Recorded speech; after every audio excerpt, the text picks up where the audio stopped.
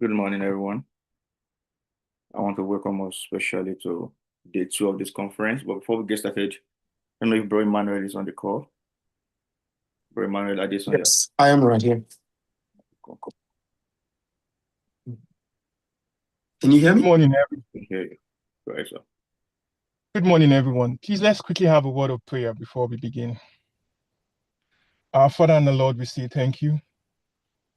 Thank you for the grace to learn once again. Thank you, It is Jesus. your desire, Lord, that we as your children were equipped with knowledge that is up to par with the global standard. Thank you, Jesus. Proverbs 22:29 says, a competent and skillful worker will stand out. He will serve before kings and not ordinary men. Lord, we have come before you this day, gathered as a body, as a family, to learn. We want to improve our knowledge. We pray you give us grace for understanding in the name of Jesus. Amen. We pray you give us knowledge in abundance in the name of Jesus. Amen. All that we will be learning, we would apply it, it will be profitable, and it will exalt your kingdom in the name of Jesus. Amen. Ecclesiastes chapter 9 says, whatever you find your hands to do, make it a point of outstanding accomplishment. Lord, we stand this day, O Lord, in the name of Jesus. That as we've gathered to learn, O Lord, you will give us grace for excellence. Amen. Amen. You give us grace for excellence. Amen. We are taught and we understand in the name of Jesus. Amen. Once again, we are grateful for this opportunity of knowledge. Thank you, Lord. We are grateful for this opportunity to learn. Thank you, Lord. At the end of the day, let all glory be unto you once again. Amen. Thank you, Father, for your opportunity. Thank you, Lord. Thank you. In Jesus' name we have prayed. Amen. I welcome us once again. I yield the mic. Thank you so much. Thank you, Bro Emmanuel. You're welcome, everyone. I want to believe we had a wonderful night and hope we had a great time yesterday. If you had a great time yesterday, you learned something, please, do you mind just show some reaction? If you enjoyed the yesterday's section and you learned something new, glory to God. All right. Yeah. Good. Awesome. So we are in for another time today. And I believe today will be a great and a wonderful time by the grace of the Lord. Today we have two major sections today. The first section this morning will be for career growth, development, looking for jobs, how to leverage on AI. Then we have the second section, which will be for people in business, entrepreneurs, business leader. You want to start a new business, or you already have a business, you want to take it to the next level. So that will be the second section for today. And one thing I want us to know is that, great meetings does not make great people. Great meetings does not make great people. You can be excited at the meeting, but that doesn't make you a great person. What makes great people is great decisions. After this conference, what are you taking away? How do you want to apply this to your life? It doesn't matter how great the meeting is. If there is no great decisions, then the meeting is not effective. So we must make decisions as we are going through this training. How do we want to apply this to our individual life? And I want us to ask ourselves questions. How can I adopt this system, this AI, in my career, in my personal lives? Like he was sharing an example yesterday of how he has different agents that assist him in everything he has to do. So how do you want to improve on this? How do you want to adopt this for your day-to-day lives? And he shared a picture yesterday that's not left to me of 3 different categories of people. Their perspective with AI. The first one is people that they are nonchalant. They don't care. It's AI. I don't want to have anything to do with it. The second category are the curious ones. They want to know what is AI. And the third categories, they are the set of people that they are currently in it and they are making big impact with it. Our goal is to transform every one of us here by the grace of God. Either you are in the category of nonchalant or you are in the curious category and you want to embrace this. Either we like it or not, AI is here to stay. And in the next 2 or 3 years, there are some jobs that will not be in existence again. either you like it or not. But at the same time, we have some jobs that will be created as well. But for you to stay relevant, you have to upskill. You have to, be constantly upskilling yourself. And that's where we are here today. Someone says, no, what you don't know, you learn. What you don't know, you learn. And what you won't learn, you will never know. So we have come this morning to learn because we want to know. I'm trusting God for us this morning that, God will give us the grace to be an active participation in today's study in the name of Jesus. I know today is online and many of us are behind cameras. Please engage, because if he's giving activities out, questions, and we are not engaging, we are not participating, and that's not good. So please, let's engage with all these sections and let's make good use of it. He's going to teach, and there will be time for Q&A. If you want to ask questions on any area you're not clear about, don't feel any question is not important. Please, ask questions out. If you want to raise up your hand, you can drop it in the chat, or you can raise up your hand. We'll call you at the right time. And just to give you a little background about Bro Emmanuel, I know Bro Emmanuel around 2021, 2022, through his local church. He attends Winners Chapel, Maryland. So anytime we go to the US to visit, we worship in that church. In that time, Pastor Isaac Oyedepo was still there. And one thing I know about him, no matter how busy he is, he's a lover of God. He's a lover of God, and he serves in his local church as well. Very humble. And as an AI evangelist, just like he called himself, his work, to teach, evangelize about AI and how we need to adopt it. Also, he's a YouTuber. He has a YouTube where he's reaching millions of users. If you go to some of his videos, over 1 million views, teaching people on how to use practical tools in terms of, to embrace it. And if you want to follow him, you can search him out on YouTube, Emmanuel Crown. You see his YouTube there. You can subscribe to his YouTube channel, the YouTuber with millions and millions of views. And also currently work with the International Monetary Fund, the IMF, as a digital AI expert, teaching them on how to use AI. And I know that we are in for another amazing time today in God's presence. All right, I will welcome Bro Emmanuel here this morning as we start the first section of today. Please, let's give him some reaction. You are welcome, you are welcome, you are welcome. Over to you, sir. All right. Good morning, everybody, and thank you, Bro Samuel, for the introduction. I hope we all had a great night, like Bro Samuel asked, and I hope that we are hungry and ready to learn for today. So like Bro Samuel already rightfully mentioned, today's session will be divided into two. This morning, we're going to be targeting those who are on a career path. Either you're trying to find a job, or you already have a job, but you're just kind of looking for some tips on how to use AI in the work that you do. And then in the afternoon session, we're going to focus more on people who are entrepreneurs. So, and actually, I'm very excited about the entrepreneur session today, because we will all of us start a fictional business together. And I'll walk you through the entire process of how you can use AI throughout that step, from starting the business to finally getting customers. So wherever you fit in that pipeline, you can pay attention to those sections and see how you can leverage that for your own particular business. For today's morning session, so I have my slides and I have my topics, but I have intentionally designed it to be a little bit flexible because when we talk about AI for works, different offices have different policies, different tools that they use. So when I was trying to design this session, I was trying to think to myself, how do I do something that is relevant for everybody? So that's going to be the task here. But what we're going to do is I'll keep it I'll go through the slides, but at any point when we get to the Q&A sessions, if you have specific questions to maybe particular tools that you use at work, I'm quite knowledgeable on a lot of tools. Like I said yesterday, I jump into many of these tools. Then I can then take a deep dive and talk briefly while I'm answering the questions on specific tools and how to do things. So we'll keep today broad so that everything I say today is sort of applicable to every kind of tool that you use. So you'd see me sharing more of a lot of prompts that you can use and tips. So even if it's not specific to your own work tool, just find how to do it on the particular tool that you are doing, that you are using, sorry. I'll also encourage us to try to, if you have a computer in front of you, try to follow along. So I've shared a link down in the chat with all the prompts that we'll be using today, and some sample resource materials if you do not already have maybe your own files to use that you can use to follow along. Because it just kind of helps you if I'm doing it, you're doing it, then you kind of have questions, you can ask those as we go along. All right, I'm gonna just go ahead and switch to my screen.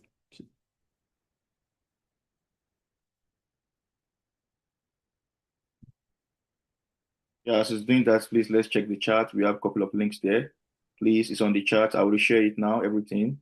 You can just copy it with your laptop or in different devices so that you can follow as it's teaching. Thank you.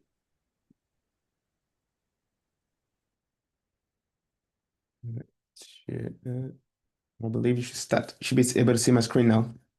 Yeah. Okay. So to keep this quite dynamic and interesting, we will take this today's session from two parts. So we are going to follow two professionals. So meet Jordan. So Jordan is an operations specialist. He's right now in the open market trying to find a job, looking to get a new job. And he's asking himself, how can I use AI to keep myself an edge against everybody else? The thousands of operations specialists that are out there in the market trying to find a job. How can I help keep myself different? We also have Maya, who is a network engineer. She just started a new job.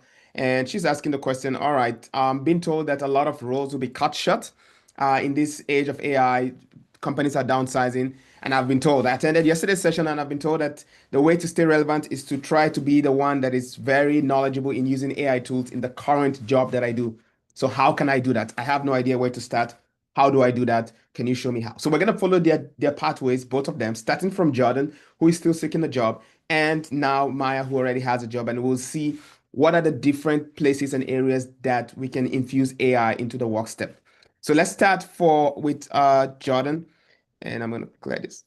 All right, let's start with Jordan here, who is trying to find a job. So we're going to look at 6 different categories of different tasks that you can employ AI in. And I'll keep today's session quite practical. So after I just explain some certain sessions, I'll actually pause and go on my computer and show you how to do it. That's why I was encouraging, if you have a computer, if you don't have it yet, you can quickly grab it so you can just follow along with me, or maybe watch the recording later and also follow along. Okay. So we'll talk about how do you find your career path, right? You're new, you've done this, you're trying to find a new career path. How do you do that? Leveraging some of the AI tools that we have available today. How do you find the right jobs, right? Using AI for job search. And we'll look at building a career profile. You want to build a profile, portfolio, some of the tools you can use, like professional profile image and things like that. And then I'll show you a couple of tools you can use to tailor your resume as you apply for jobs in the thousands, in the hundreds, whatever it is. How do you customize your resume, your cover letter in an efficient way so that you're not doing this manually without it looking like it's just a bunch of mass AIs submitted stuff. I'll show you things you can do to personalize it and actually sound like you. And then we will then look for how you can use AI to help you with interview preps, where we'll have a live agent ask you questions, answer back, and get feedback from it. All right. Okay, so let's start with starting out with a career project. So Jordan is out in the job market. He's starting to look for a job. So what is the first thing that he wants to do? We will leverage ChatGPT today, can do almost everything that you need for this. So we're going to leverage heavily on ChatGPT because it's accessible to everybody. And then I'll show also some additional tools that are specialized for some of these individual tasks. So the first thing we want to do is work with projects. Even when I talk about ChatGPT for work, you see I talk about projects a lot. So what are projects in ChatGPT? They're the way to sort of structure particular tasks or things that you're working on right now so that all the context around that task is isolated. So we're going to create a new project in ChatGPT and we'll call it My Career. So that's the starting point that we're going to use for Jordan. If you want to follow along, if you open up the first link that I sent, which is AI for the job seekers, you would see, let me just pull it up here real quick for you. So on the top right here, you would see all the resources and all the prompts, and you would see the steps to follow to be able to create a project in ChatGPT. Although we're gonna do that in real time. All right. So what does the project do? So the project would have some custom instructions where we're going to give it some instructions to review our resume, We'll give it some instructions on what to do every time we give it a new CV that we're trying to apply for a new job. And then we're going to give it some instructions on how to also write like us. So I'm going to go ahead right now to my own ChatGPT so that you can follow along. So I'll go right here. Let me just open my ChatGPT.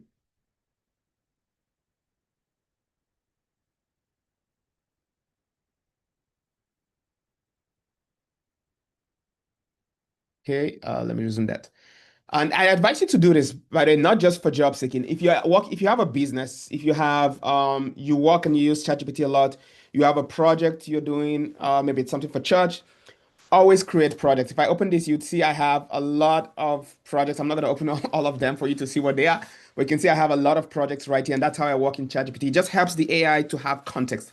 And this is a way you can start having your own personal agent. Like I talked about yesterday, that I want everybody here to have their own personal agent. So you simply, under here, you see projects. You just create a new project. I will call it My Career, Jordan, so that, and then there's options here for memory. Just leave the memory as default and then create the new project. So we've started our workspace. Everything now that we do regarding our job search would stay here. This way the AI is going to remember the last job you applied for, the last, what was the last feedback you got from some of the interviews. All of that context is here to help you for the next job search that you're doing.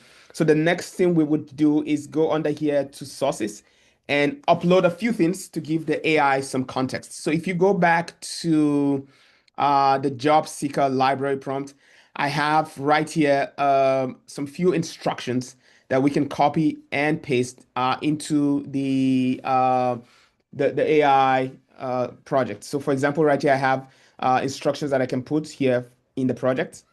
So when I go here and you click the little settings, you have a project settings.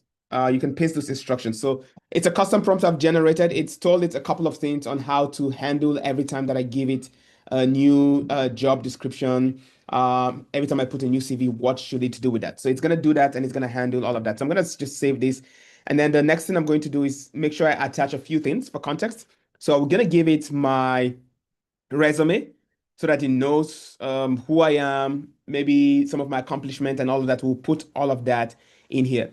Again, if you have yours, you can actually do this with your resume if you want to find it and catch up. Or if you don't, if you go on the top here, we have sample resources. If you just click on that, you're able to sort of like download Jordan's sample resources. So you can download some of these, like his career goals, accomplishments, download the humanizer and write like Jordan. I'll show you how to make your own write like in a second. And then what you would do is just attach all of those as sources to the project. So if I put that on here, so I'll put everything, including Jordan's resume.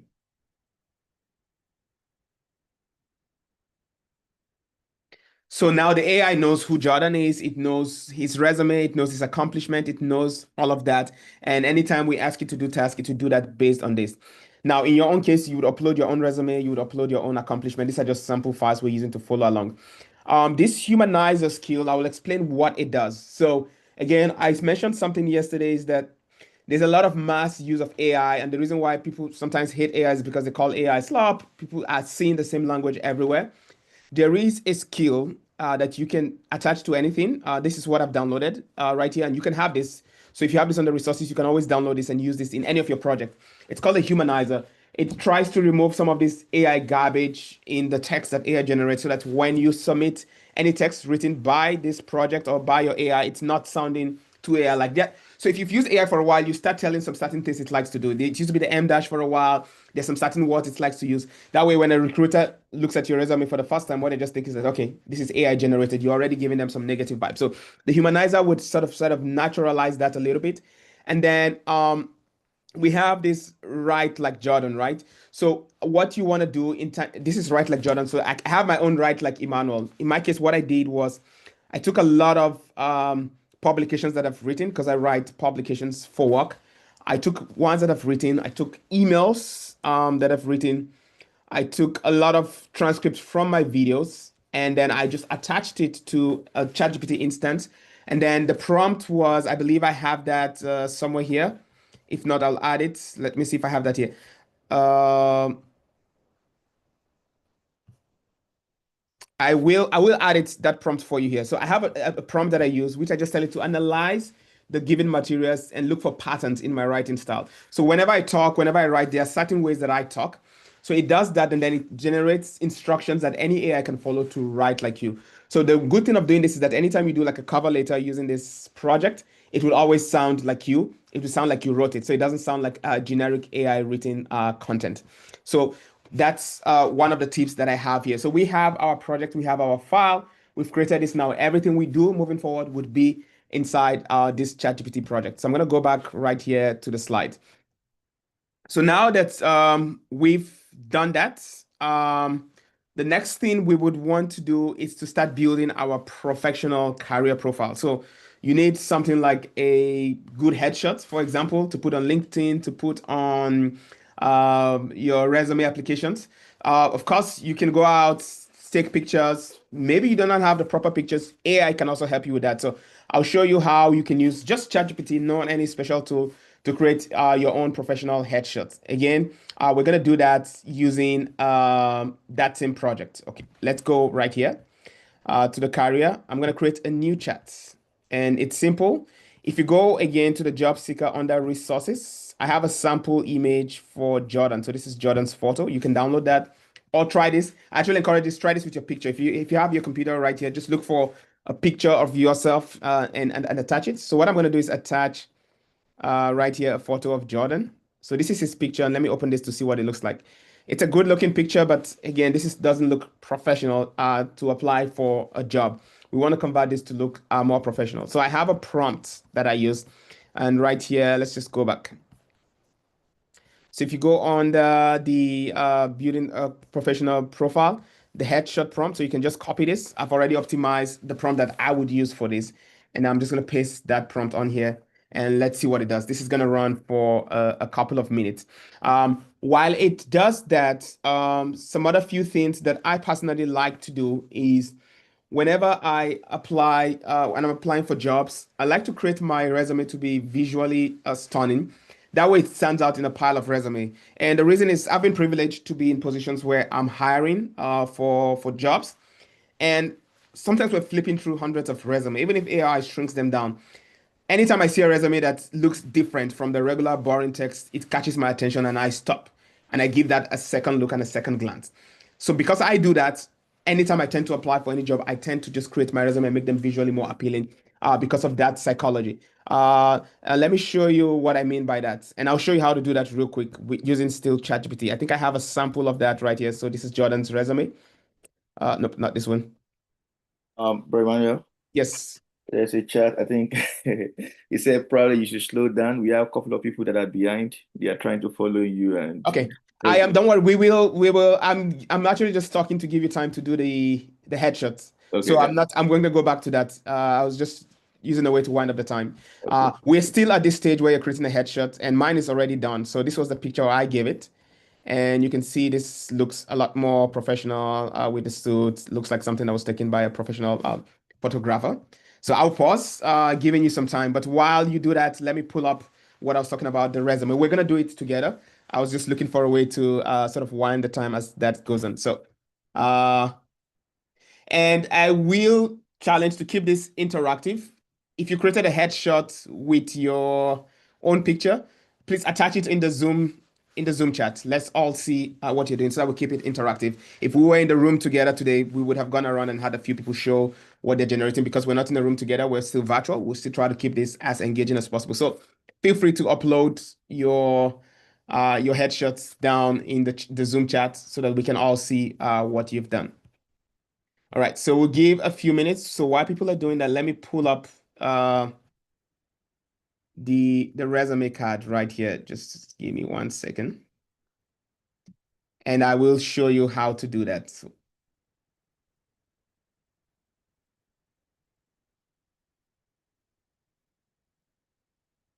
does everybody feel comfortable enough for us to move on? Maybe give me a thumbs up as to how many people are done, and then we can move on. Thumbs up if you're ready to progress to the next step. Okay, so I have a few thumbs up there. All right. I think that's a good enough number. Okay. So let me show you what I was talking about. So this is an example of one of those, right? Of course, this resume could have been as boring as any other one. Let me show you the Word document version of it. So the one that you downloaded would look something similar to this as a Word document, right? That's fine. There's nothing wrong with this, but almost every resume I get and review looks like this. So the moment I'm scrolling through those and I see this, I would pause for a second because there's something different about it, right? And of course, you don't have to be like a professional designer to design something like this. I created this quite simply, again, using ChatGPT. And what I did, so now that we have the professional headshot, I would just copy that and attach that here in the same chat.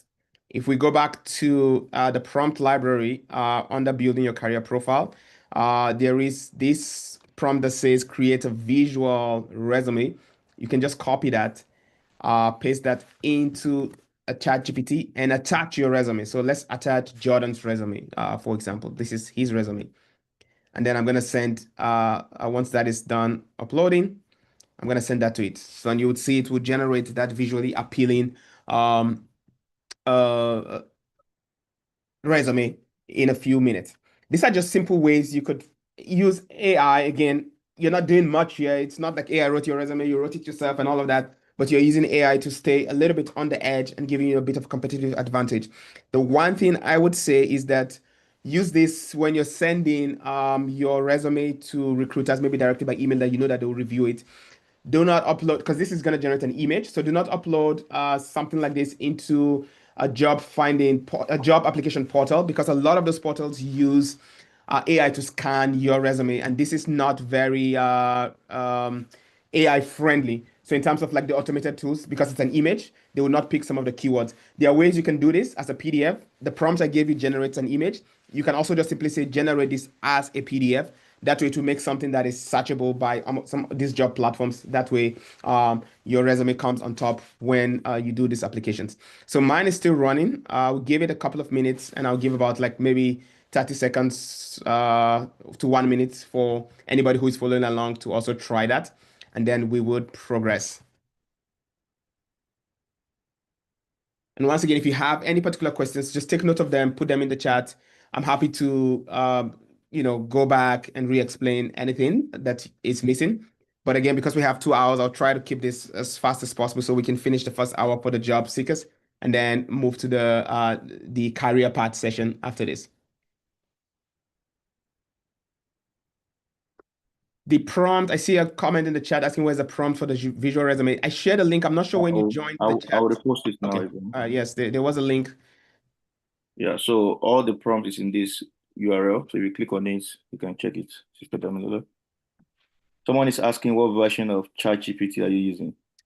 I have the ChatGPT the paid version, ChatGPT Plus, but the image generation tool is available even for free users. So they have that today for the free users too. But I will advise everybody here. I think they have even an $8 plan. So one of the things you can do to keep yourself ahead of in AI is get paid versions of this tool. Like ChatGPT is one that is really worth the subscription to get a paid version, so you don't hit limits. It will pay you back if you're using it wisely. It will pay you back 1,000 times more. Okay. Can we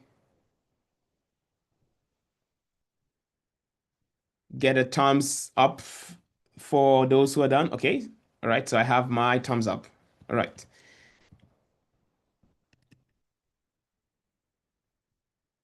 Okay, so mine is also done. Let me show you that. So this is what it's done. So it's created that. So you can see the entire text is all readable. If you're printing this out, going for a job interview, the one that I use personally, I designed it manually, so it looks even more visually appealing than this. But this already, if you were going for an interview, if I saw this and I'm in a panel and I saw the other couple, like plain ones, I would pause for a second to give this a second look because it looks different. And we've done that a lot when I'm in interview panels. Every time we see a resume that looks a little bit different, it shows me, okay, this person thinks outside the box. They're not just like everybody else. So let's give them a second shot and then we can read the resume. Again, of course, your resume has to match. The visuals is not good enough, right? The resume has to match the visuals too. So we read the resume, and if the resume also matches, then yes, we give them a second chance for a job interview. So now we have, let me just recap what we've done so far. We've created a ChatGPT project to get us started. In the project, we've given it our resume. We've given it some custom instructions in the project on what to do every time that we upload our resume. We've created a professional headshot. And you see, we've done all this in real time in the last 10 minutes. So these things take a few minutes to do. So there's no really reason why anybody shouldn't have this today. So now we want to go to the next step, which is actually looking for the job itself, right? So how can we use AI today to help leverage some of the jobs that we're trying to find? So I'll show you how you can use ChatGPT for this, but then I'm also going to show you a few AI tools that help simplify this. Now, a lot of this is I did it based on, again, research that I've done in the US, but they work globally. None of this should be different. I'm not sure if they are specific tools, so I tried to do some research, but most of this work globally. So I'm not sure how well they would work in the Canada context. That's just kind of what I'm trying to highlight as something that I'm flagging here. But they should work generally. I did a bit of my research and they should work generally, especially like ChatGPT. That's why I'm focusing on ChatGPT. That works for anybody and everybody. So what we're going to do now is we're going to start using ChatGPT to tailor our resume to make sure that our resume is fit for the jobs that we're trying to apply. So I'll show you two things that you can do. So there are two sites that I'll show you right now. There's a site called jobscan.co.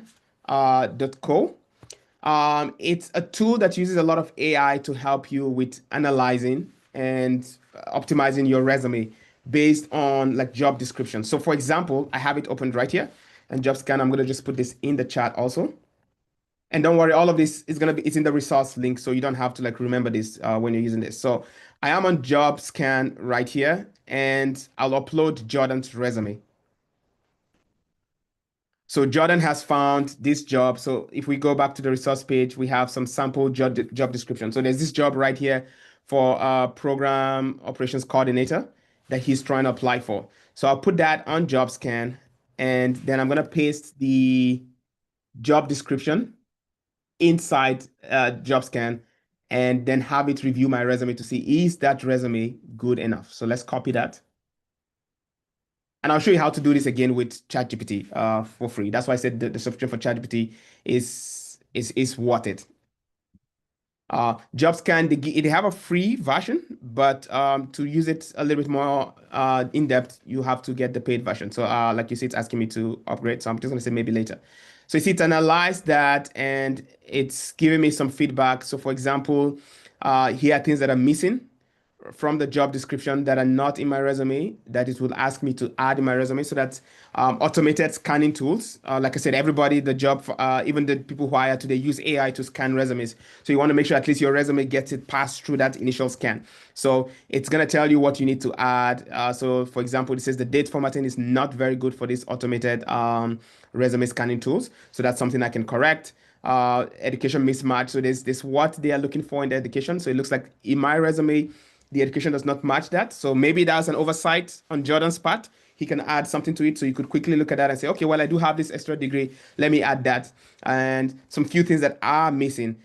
So it's giving you the soft. So right here, like these are issues with soft skills that you don't have. So it's giving you this nice proper dashboard telling you some of the things that are missing in your job description that you can go. And they have a, if you scroll up to the bottom, they have right here where you can say AI should optimize, the resume. They want you to do this on the paid version. You can always do like the 7 days trial to try it out if you're doing this in this for this lesson, and it will automatically optimize your resume for you so that it matches all of these things. So this is using a tool like Job Search. It's easy to do. If you do not want to use Job Search, remember we already have a ChatGPT project. We've given it instructions. A lot of these also, again, you can use ChatGPT for, and I'll show you next how to do that. So simply, we're going to go back to our project. So we're back into the project. Let me X this out. When you have projects, every time you're doing a new discussion, a new chat, just click on right here to start a new chat so that you keep everything in the project. So I will again, it already has my resume. I don't have to update it. So Jordan's resume is already on there. What I'm just simply going to paste is this job description. So this is this new job description here. And if we go back to our prompt library right here, we have, if you scroll down, I have right here.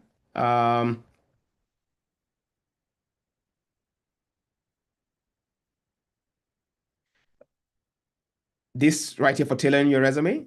So you can say analyze. So you can copy that and paste. So this is the prompt. So it's just asking it to use the attached resume and the job description, analyze my fit for the job. So let's see what ChatGPT does with that. So I'm gonna go ahead and paste that description and hit enter. So you see a lot of things we're gonna do today are things you can already just do with ChatGPT. So you don't need to use any extra tools.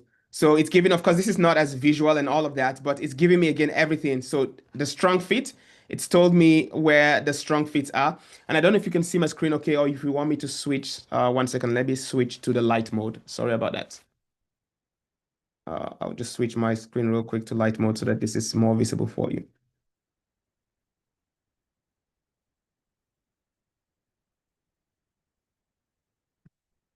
Okay, yeah, this should be better now. Let me know if this is better now. Yeah, I think it's better now. Okay. Yeah. So it's done the same thing that that other tool did for me. Emmanuel, Yes. Emmanuel, can you increase the font a bit? All right, I can zoom in.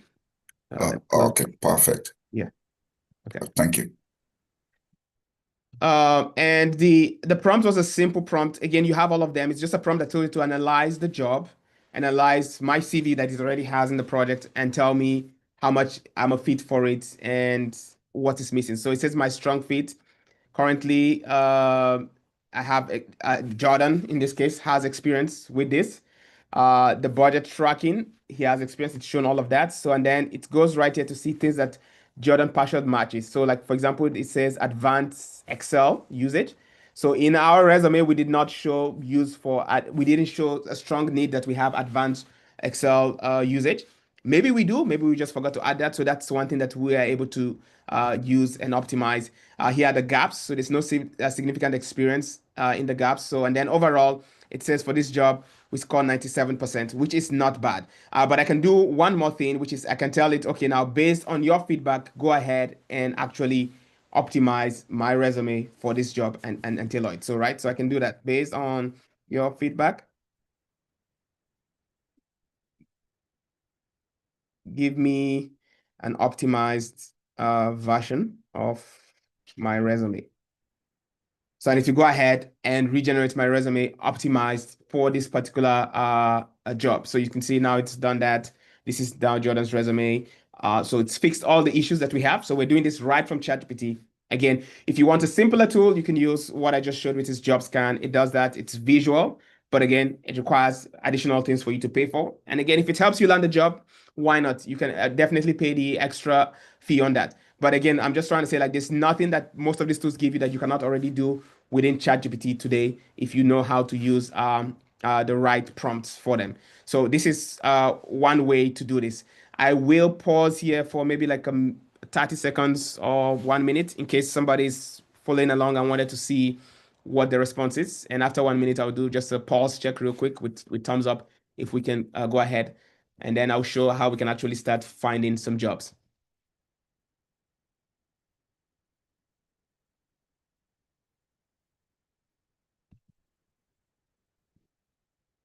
And as you do that, I'm not moving to the next step. I'm just talking while you guys follow along.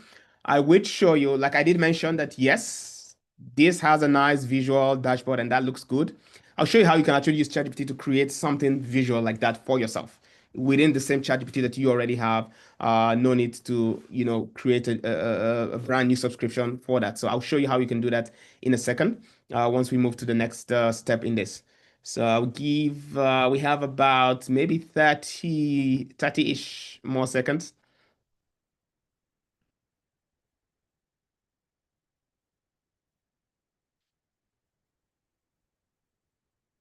And while we do that, one thing I would say is the good thing about using projects is that it remembers everything that you have done within the project. So every job you've applied, every chat, it always remembers. So when I ask for task, it remembers where you did that last, where you applied to last, what the feedback was. It remembers everything that you have in this chat. It will always remember that. That way you have that context moving forward. And Sorry, yes. your screen sharing is paused. Oh, sorry. Give me one Sorry, second here. it's back. You're back now. So I think you can take this question while we wait. Okay. Someone asked, how can you make this soundless AI? Sorry? I mean, how can you make a resume soundless AI created to the reader? I know you Okay. mentioned that earlier, but you want to. Yeah, maybe I should show you what. So I just copied the prompt because of time, and I didn't necessarily show what was in the prompt. So give me a second here. Let's review the prompt. So the prompt that we gave to start this project is already doing that automatically in the background. So it's part of the instructions I gave it, that every time I ask you to write anything, make it. I have some prompt that I've given it instructions on what to do to sound less AI, and I can walk you through what we're doing there. So there are two things that we're doing. Number one is this humanizer skill. Let me open it for you to see. It's a file that has been created. So this is something that exists out there. It's been created. It's very common. This is one of the very popular one to remove AI garbage and AI verbiage in text. So it's a skill. Skill teaches AI agents how to do certain things. So you can see it's a very long file. It has several instructions. It's a lot in there that AI would typically do. So it uses this to remove that. So that's why we attached it when we created our first project. We attached this file here, and we've told it that anytime I ask you to generate any text, always refer to this skill and learn how to not sound like AI. So the moment I ask you to do a new version of my resume, it's already following the instructions in this humanizer skill. So that's one. The number two way that I mentioned is, in addition to that, I've added another personalized layer to teach it how to speak and talk like me. And I have this talk like Jordan for the sample purpose, but how I created this, my own personal one that I use as Emmanuel Crown, I got a bunch of things that I've written myself. So this could be emails. So if you have emails that you've written in the past, copy all of those. If you've ever written any publications, get all of those, attach them to a new session on ChatGPT, and simply tell it that analyze all of these my writing patterns. Based on this, come up with a skill that teaches an agent how to write and speak and talk like me. So if you do that, it will create for you something similar to what we have right here. This talk like Jordan. Let me show you what Jordan's on is right here. So this is a sample one for Jordan. So Jordan prefers short to medium length sentences. That's how Jordan would normally write. So it will pick up patterns on the way you normally talk. So next time that you're using that within a chat, the AI will tend to speak just like you, the way you tend to speak. So that way your output sounds less AI. And this applies to not just job seekers, even people in the professional work. You see, we'll talk about that in a few seconds when we jump to using AI for professionals. Is the same thing. You want to make sure that you're using either a humanizer skill and have your own personal skills that help AI talk like you. This way, when you publish content, when you send content, it doesn't just scream AI right away. Because nowadays, people can already tell. We've stayed a lot with AI that people can tell. And some people are okay with it. Personally, I have no problem with it. I do expect, in fact, my manager tells everybody in my team that I expect you to use AI in anything that you give me. So he says that I would not take it kindly if you're sending me things that have things like typos or grammatical errors. Like, why are you not using AI to help you with that? So if I send something to him that already sounded AI, he knows I'm expected to use AI. That's okay in my workspace, right? Some people frown against that. So that's why things like using these tips like a humanizer skills, or like write like me would help remove some of the AI-ness from that. That way you are polished, but not sounding very generic like everybody does. I hope that answered what was going on behind the scenes. Again, the prompt that we gave it is in the job seeker prompt file. I was trying not to go. It's a very long prompt, so I was trying not to go through everything step by step because we would not have time to go through that. But you can analyze it on your own time to see what that prompt is and learn from it. And again, one thing you could do with everything that I'm showing you today, let me show you a quick trick. Let me do a quick ChatGPT chat here. This is outside that project. This is the prompt that I gave it. You can paste that prompt in any. Sorry, your page is still showing the ChatGPT page. Oh, sorry, it's paused again. Sorry, let me see. Okay, So I yeah. just started a brand new chat on ChatGPT, not inside that project because it's outside the context. And I've pasted that instructions that we gave for that project. So you see, it's a very long instruction because it's one I gave it quite detailed instructions. But if you wanted to understand this outside, again, I could ask you to email me, but ChatGPT would probably explain it to you better. I could just say, okay, review this instruction file and explain to me in very simple way what it is doing, key things it's doing, right? Oh, sorry, I think I misspelled that. But now it's going to analyze this prompt that I've given you, and it's going to tell me what it's doing. So you see here are the main things it's doing. Your real background. So, right, it's making sure that the AI, anytime we give it a new chat, it's using my real background. It's teaching ChatGPT how to write like me. It analyzes jobs that I've applied for before. It gives a job score every time. So you can see it's broken down everything that skill is doing. So you can continue to ask it questions. Okay, how do I modify this for a project that I'm working on around finance in my job? So you can always just ask it to modify this prompt that I've given you, and you can take that and use that for your own project when you're applying for, applying this in a different project outside this context. So I hope that was a little bit clear. Can I get some thumbs up if we are ready to proceed? Okay, so I see a lot of thumbs up. All right. So again, a recap. We're walking through Jordan's journey, and the reason why I'm doing it through this journey is that you might be at different phases of your career search journey. I want you to see the places where you can infuse AI to help you. So you might not be in the beginning, you might be at the end, but again, I've shown you how to start by even just building your professional profile, how to get it ready, how to get it ready to be easily findable by these job scan tools, and now how to also tailor your resume per job. So the next thing we are going to do right now is I'm going to show you how we can start automating the process for finding a job. So there are two things I'll show you how to do. ChatGPT by itself is already an agentic platform where it can use several tools. So I'm going to go back to this career right here. Let me just put that up here. So in here, I have two things. This ChatGPT Work. I'll explain what that does in a second. And I think ChatGPT Work is only available on the paid plan. And then there's just the normal chat.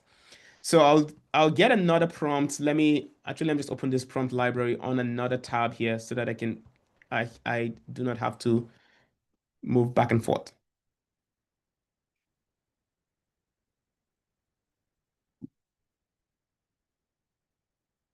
Just give me 1 second. Okay. So I have a prompt right here. I've copied and maybe okay, sorry about that. Probably you want to see what I was copying. No worries, I'll just go back and forth. So this is where I was under find the right jobs. So there's several prompts that you can use right here. So I am on this one right here, which is to find job opportunities. So I've copied that, and I would come to my ChatGPT project and paste that prompt here.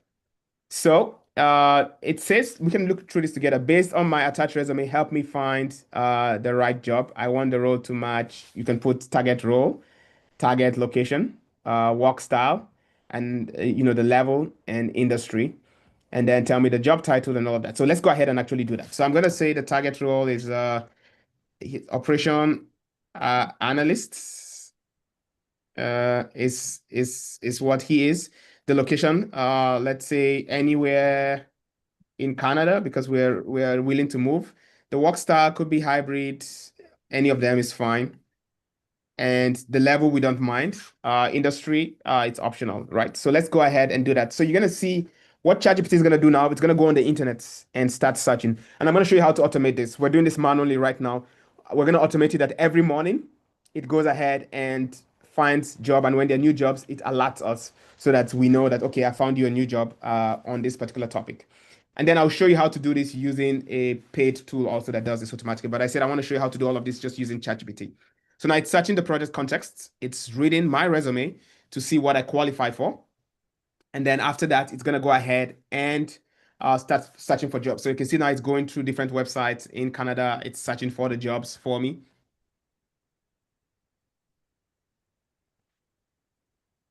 Let's let that run. If you're following along, you can also do the same. If you're following along and you have attached your resume, it will be interesting to see what it pulls up, okay? All right.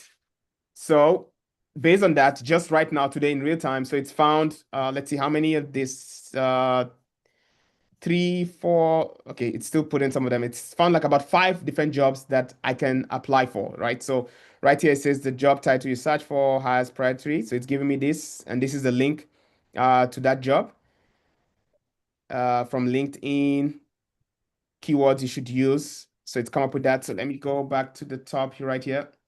Let me just add one more prompt right here at the bottom. I'll just say, give me the links to all the jobs you found. Let me just zoom out for a second. I'm going to zoom back in so I can see. I want to see properly what it's given me. Okay. All right. So yeah, just give me 1 second. Okay, it's pulling that up. So I wanted to give me the links to the jobs it's found. So just give me let's give it a second. It's still running. So while it does that, let me explain how we're going to automate this. So ChatGPT has something called schedules, where you can have anything run at a schedule so that it runs periodically. So it could be every day, every morning, every twice a day. You can ask it to automate any task. So in this case, we're going to give it a prompt to always find a job every morning. And if you have the ChatGPT app installed, whenever it finds one, it's going to send you a notification and you'll get a notification alert on your phone that it's found XYZ jobs, right? So it's found a couple of jobs. There's one with Deloitte. I don't know what company this is, Calgary on site. So it's given us like these are already 5, 6 jobs that we can use and apply for. So now the next thing that we could do, again, for each of these jobs, I can go and ask it to review the job requirements for each and give me a custom version of my resume for each.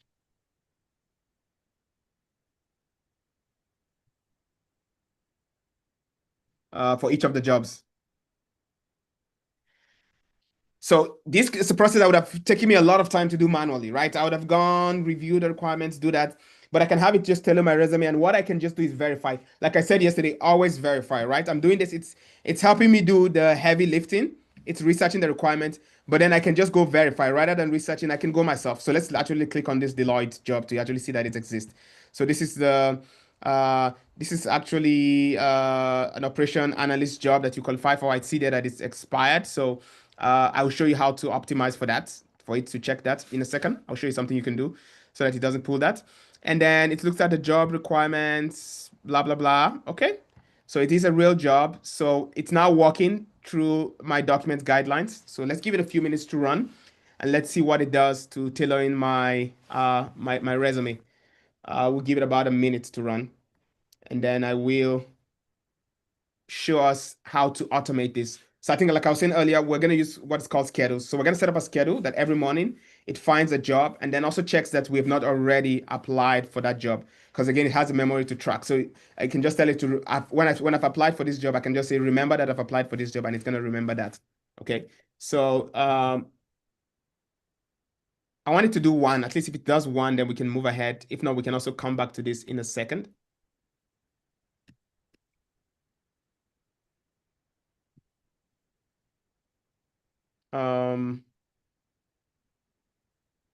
Maybe while it does that, I did mention job scan. It helps optimize your resume. So it is something that it also helps you to track for jobs. So under here, you have find jobs. So based on the resume that we have attached, so for example, here's my resume. I uploaded this last night, an hour ago. You can also put your location. So let's just say, no, not my particular site. Oops, not at this time. So you can search and say Canada, right? And search, and then it gives you several jobs. So I did run a search. So remember I said that Jordan is an operation analyst. So based on that, you can see it's found several jobs right here. This is a job that Jordan potentially qualifies for. So again, this does it for you a lot more visual. Again, you have to pay for this. So if it helps you find a job, right, it's worth paying for the plan. But you can see it gives you something a lot more visual. You can save the job.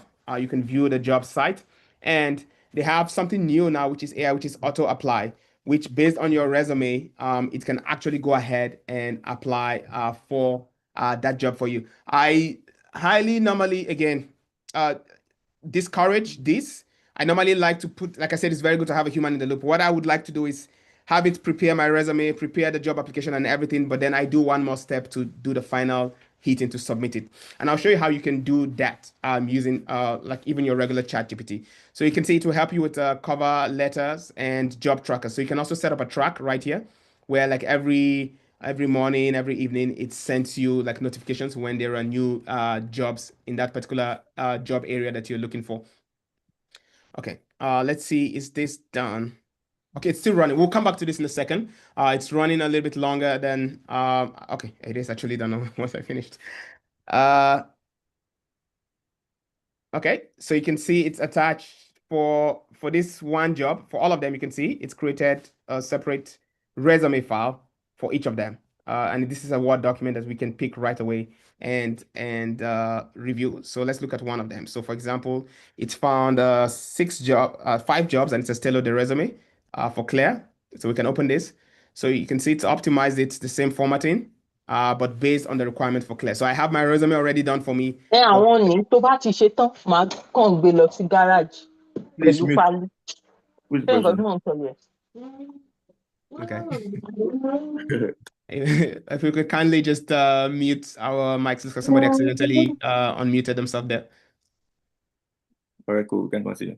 Okay, so we can go ahead and continue. So you can see it's done that for me, and I can download this, review it myself. This would have taken me, if I was doing this, at least an hour, because I've done this before. Like you have to read the job description, tailor it. But you see, this was done within like what, 2-3 minutes that I was talking. It's done that for me, and I can just review. What I'm doing now is reviewing instead of starting afresh from scratch. If I do not agree with something, I can edit it myself and apply. This is saving you a lot of time while you're doing the job search process.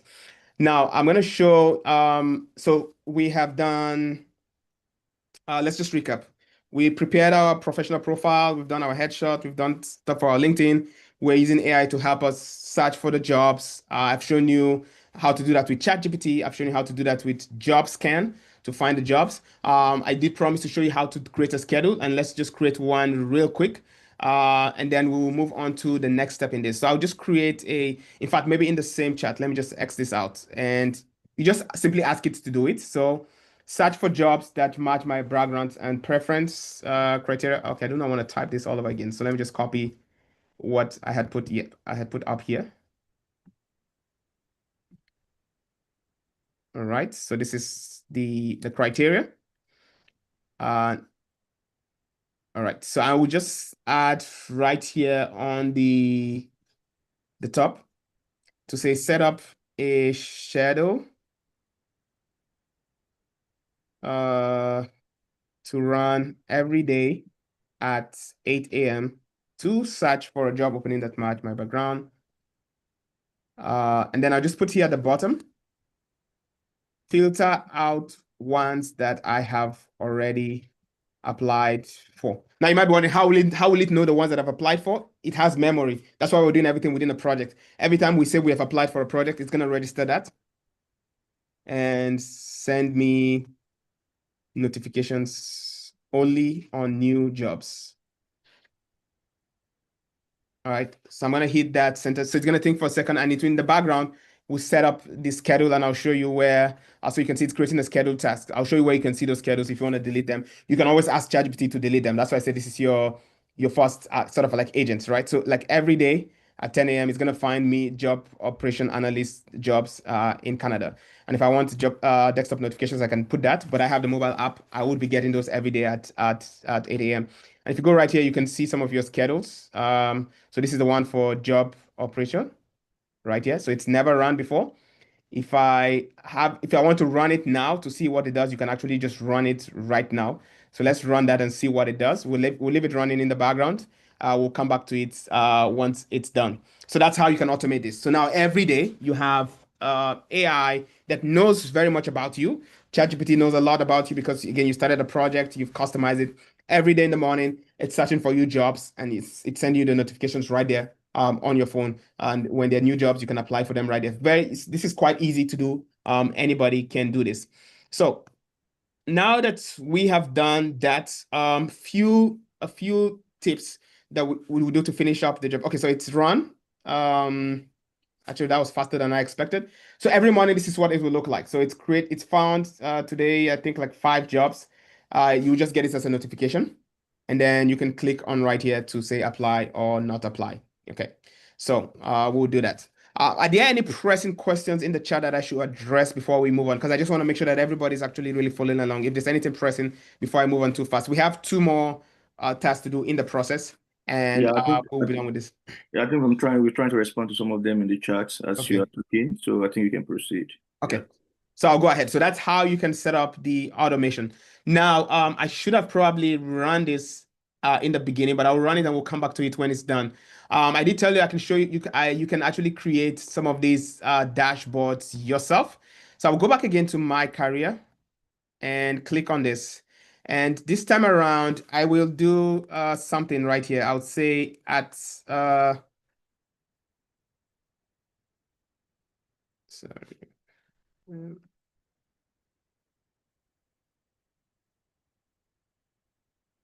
So I've pasted one of the, so I'm using the prompt that says create a career dashboard. So I've given it a, the prompt is long, so it's just asking it to create a modern dashboard. It's giving it some instructions on what to do based on the knowledge that it has. So I'm going to run this. So what it's going to do is actually create like a web page that acts as a dashboard that's accessible just to me. So that, and then every time that we have an update, I can ask it to update that web page. So we're going to have something visual that looks very similar to, sorry, where do I have that? Right, yeah, something visual like this, where I can see all the jobs I've applied, the ones where I'm a strong match and all. So we'll have it create something visual like that. It will take a few minutes to run. While that runs, we'll proceed ahead with the other tasks. So just give me 1 second.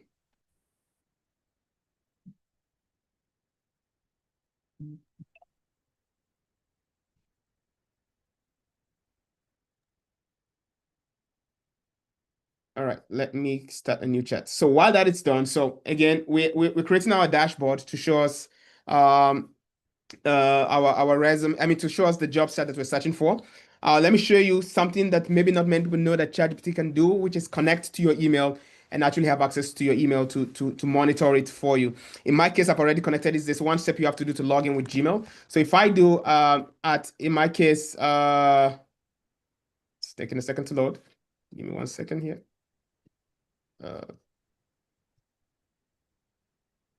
At Gmail, right here. So it can go into my Gmail. Now it's looking into my Gmail. So and I can now put the prompt.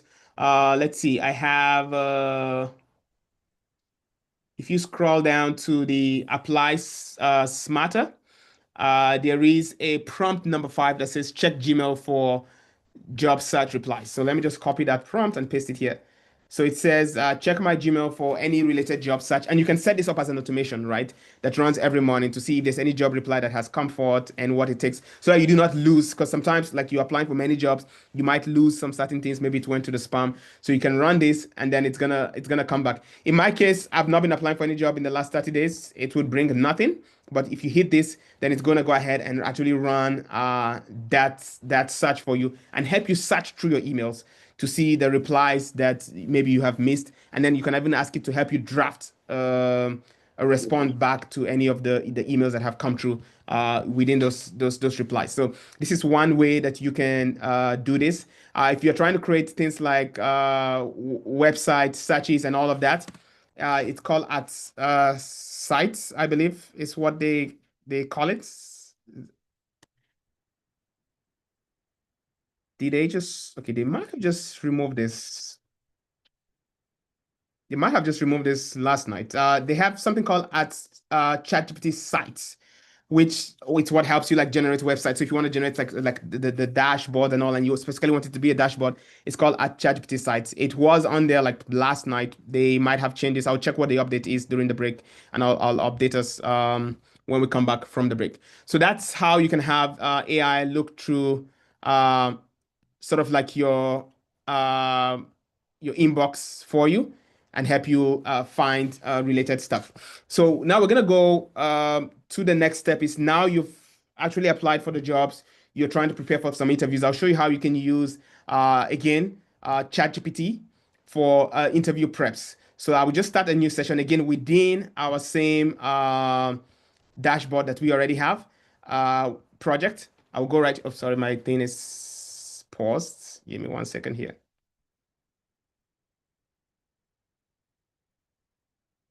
So I will come on here. So the dashboard is done. I can see it generated it as code and not the dashboard again because the sites function is being removed. I'm going to do a quick search to see what happened. It looks like they removed the sites function. We'll come back to that in a second. They might have just done an update this morning. But let's go. So we'll start a new one. So now you've gotten the job. You've been invited. Congratulations, Jordan. You want to prep for the interview. So if you click on here, I'll have a prompt for that. Again, if you go into the, it says the apply smarter. Sorry, 1 second. Prep, stage number 6, prepping for interviews. So I'll copy one of those prompts. It could be any of those. You can do the mock interview prompt number 3. So this is the prompt right here. So it says, use my attached resume and the job description below. So let's attach one of the job descriptions. You can download the sample one. So I'll just pick any of the sample ones right here. And then I'll say attached. So I'm going to go ahead and send that prompt. Just give it 1 second to complete. And instead of, so it's giving me the questions, it's doing this by chat, but instead of doing it by chat, I actually want to do it by voice. So I'm going to start the voice mode here.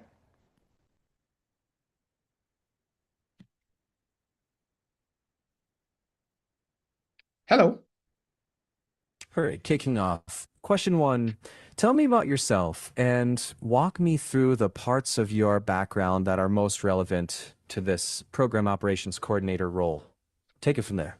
Okay, so my name is Jordan, and I have worked in the program operations role for about 10 years right now. And I come with strong experience. I know how to use AI tools very strongly to help with any of the operations that you would have. Got it. Can you walk me through one specific example where you improved a workflow or a process? What was messy about it? What did you change? And what was the outcome? Okay, let's pause the interview mock right now. Can you give me a score based on my answer so far? What would you say I need to improve? Yeah. Based just on what we have so far, I put your overall score around 58 out of 100. But that's early days. You sounded confident and concise, and you established tenure, which is great. Where it really needs work is I'll pause this here. You get the whole idea. So I could go on and on. So what I've asked it to do in the prompt was to act as an interview specialist and conduct a mock interview with me based on my resume and the job description. So it will ask me back and forth question, and it can gauge even your tone, the way you speak, how confident you are, and it can give you a score, tells you where to improve. And you can repeat this over and over and over again until you have something that is great. That you feel like you're confident enough. I used to typically do this before we had AI tools like this. My wife used to be my ChatGPT. Like I would come to her, we would talk, and she would give me feedback back and forth. But maybe you're not married, you do not have a wife to talk to. You can definitely use something like this to help you prepare, and it will give you very constructive feedback on ways you can improve your job interviews. Now, when you go actually to the job interview, you can go in confidently to be able to do that. And it's just a voice mode, which everybody should have access to that today, right here, like just a voice mode back and forth. It can listen to your tone. It can listen to actually even the emotions you have in your voice. It can tell you things like, okay, maybe you sounded too frightened here, be more confident here. So it can give you all of that to help you get properly, settled and ready for your interviews as you're preparing for them. So let me, 1 second here, move to this last slide just to do a quick recap on this. And I can maybe pause for some questions before we proceed, just to make sure that we are on the right track. Like I said, I kept this quite broad enough so that it fits for everybody. So what we've done is, so far we created a ChatGPT project. We've given that project context as to our resume and what it is that we do. We've told it how to talk like us, how to use the humanizer skills. We've helped it use it to help us find the type of career options that we can do. We've done a career profile, we've done a headshot, resume, beautiful resume. We've found some jobs, we've tailored our resume for them. We've checked our emails for the response to that. And now we are doing interview process and interview preps through that. So let me pause right here to see, so Yeah. far, are there any questions that you want me to address in this process? And maybe we can take it on from there, because we would need to switch into the career professional phase. All right, yeah, we have a question in the chat, which I think is very important. It says, Mr. Emmanuel, how do we manage the sensitivity associated with an access to email? For example, with respect to bank account details? And could this also be a potential exposure to hackers and scammers?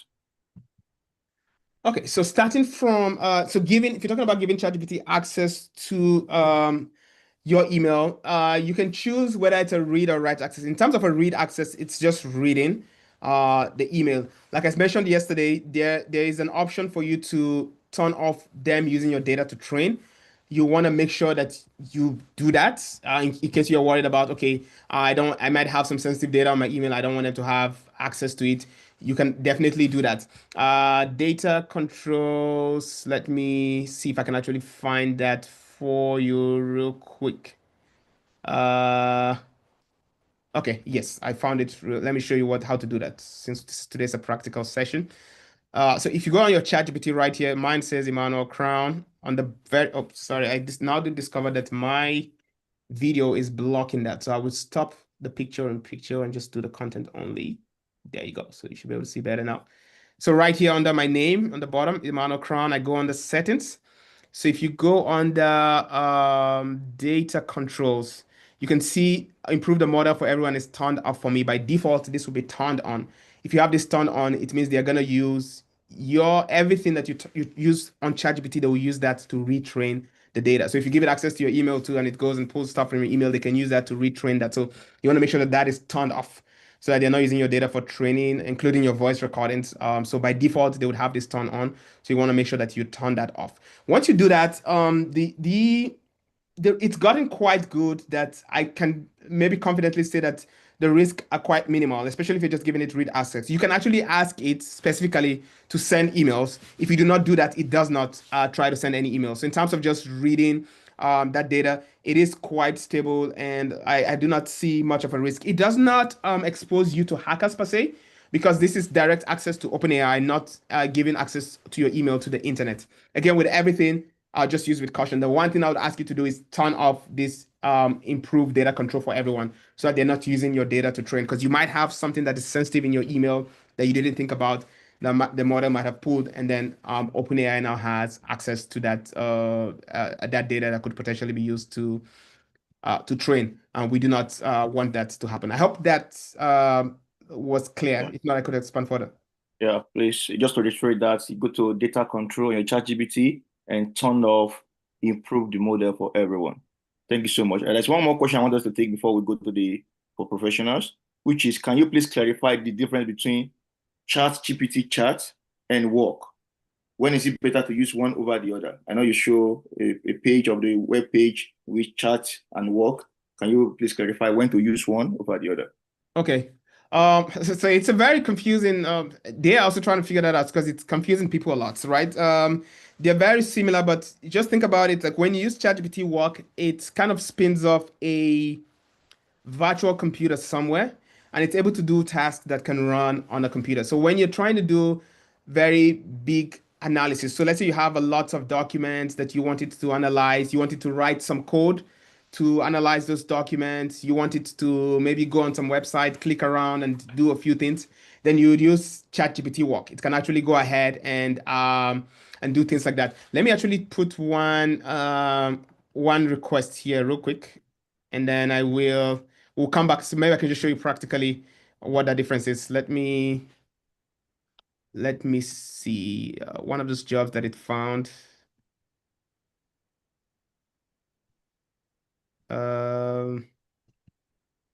Deloitte. I think it was a Deloitte job. I cannot see that link anymore. Okay, let me use this one right here. So I'll just show this real quick. We'll have it running, then we'll come back to that.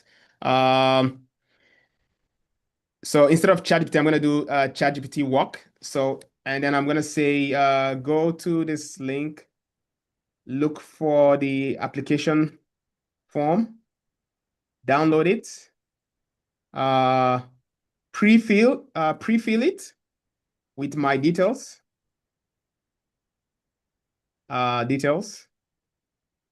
and give me a PDF version of that. So you can see here, I've given instructions. It's gonna it needs to go download something right in an environment and actually also pre-fill that PDF. So this is something that you would not typically do with chat, although sometimes it can do some of the stuff. So like I said, it's a little bit confusing, but this way it would spin off a virtual computer to go to that link, download. I don't know if it actually has a PDF, hopefully it does. Download that PDF and actually do some work to pre-fill it, and then give me the version of that has been pre-filled. So whenever you need it to, maybe a best way to put it is whenever you need it to do something that you would think it would need to do that in a computer environment, to download something, analyze files, many documents, use work. Other than that, use chat. I don't know if that helps a little bit. It makes more sense to me the most when you're using it on the desktop. Because when you use it on the desktop and you turn to work mode, it can actually perform tasks using your computer. So if you ask it to say, clean up my computer for me with remove files that are old and all, it will now start running and working on your computer. On the browser itself, a lot of the use cases for it is quite confusing. And OpenAI, actually, a lot of people got confused when they released this. I was watching an interview with their product lead for the same question that you asked. People were confused, like, why do I use chat when I use work? It's very confusing. They say they're working on it. For me personally, this makes more sense to use on the desktop app, and maybe towards the end of this session, I'll show you what you can do with it on the desktop app, because it takes over your computer and it can do anything that you can run with on your computer. That's where it makes the most sense. I hope that answered that question a little bit. Yeah, thank you so much. Before we go to the professional one, I think I saw Pastor sign this off. Pastor, you want to go before we go to AI for professionals? Yeah, thank you, Bro Emmanuel. I'm not sure if I missed that. How do I give a specific command to this platform to go into my email, Okay. Yahoo or Gmail, whatever, and pull out specific responses? Maybe I don't want to miss an email from a member of the church at any point in time, or job, or whatever it is. Is there a specific command I need to give, and how do I do that on this platform? Okay, maybe I should just show that practically. Will be out me the AI for job session. I might have to speed through that a little bit, although if we're willing to extend. But I want to practically show. So I'm trying to just make sure. Let me see. I want to look for. I'm looking in the site to an email that I'm okay showing everybody, so I can just demonstrate that practically. Okay, let's do this. I'm just gonna send myself an email real quick right here on the side, and then we can demonstrate that.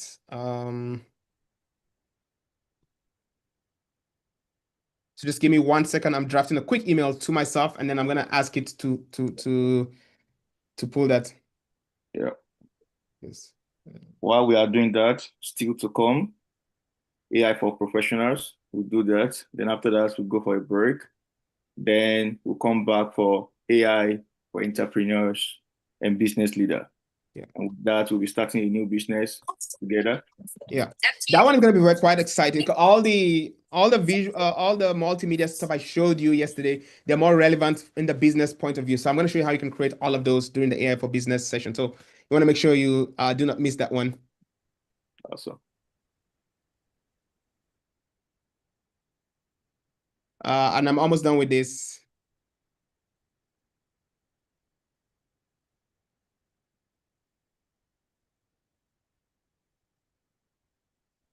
Okay, so I've just sent myself an email here to my Gmail from my work personal email. So let's see. Okay, so let's see this in practice now. So let's go to my chat GPT right here outside the career. So I've started a new email, sorry, a new chat. And then you want to just do the @ and do @Gmail. So for the very first time, it will ask you to connect your Gmail if you're doing this for the very first time. And let me move this from work. If mine is already connected, and it can do anything on your email, but use it very carefully because it could be undeterministic. So I use it mainly just to read. I don't write. You can actually ask it to also write. So I've had people using it to help them clean up their inbox. So like go and remove every spam mail on my inbox. And this is probably where you want to use work because it will run for a very long time. So it can run for over an hour, goes through your email, read every one of them, and see which one is spam and then delete them. But be careful with that because it could decide that something is spam that it's not spam. So I would say look through my email and let me know when the girls' soccer practice is and where. So I just sent that information to my email address that my daughters have a soccer practice. So you can see it's reading through my email, searching for different things. Did I call it soccer practice? Let's see. Oh,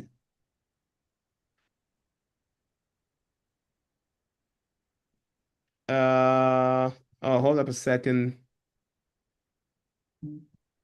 Oh, I see. All right, just give me 1 second. I see what the problem is. I was using this for something else. Hold up a second. Let me resend this. I'm gonna have to redo this again. Just bear with me for 1 minute. I sent the email to the wrong email. Just give me 1 second. I had it connected to a different email address, which gives a very good use case. I'll explain to you what I was doing with this. So I have it connected to an email address for the church. We were doing something with the media. So we 6 months ago did something with a vendor, and they sent us about 6 different invoices over the course of 2 months. And I was trying to find the invoices for our accounting. I couldn't find it in the email I was searching. So I gave it access to the email. I told it, go to my email address and go find every invoice that was sent by this particular vendor.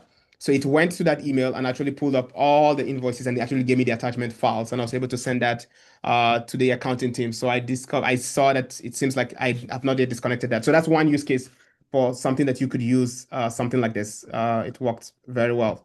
So let me, well, you saw how it does it, but let me go one more time. Let me just try that one more time. But you get the whole point. I've sent it now to the proper email that it's currently connected to, and I think that has come through. Let's see if it pulls it up this time around.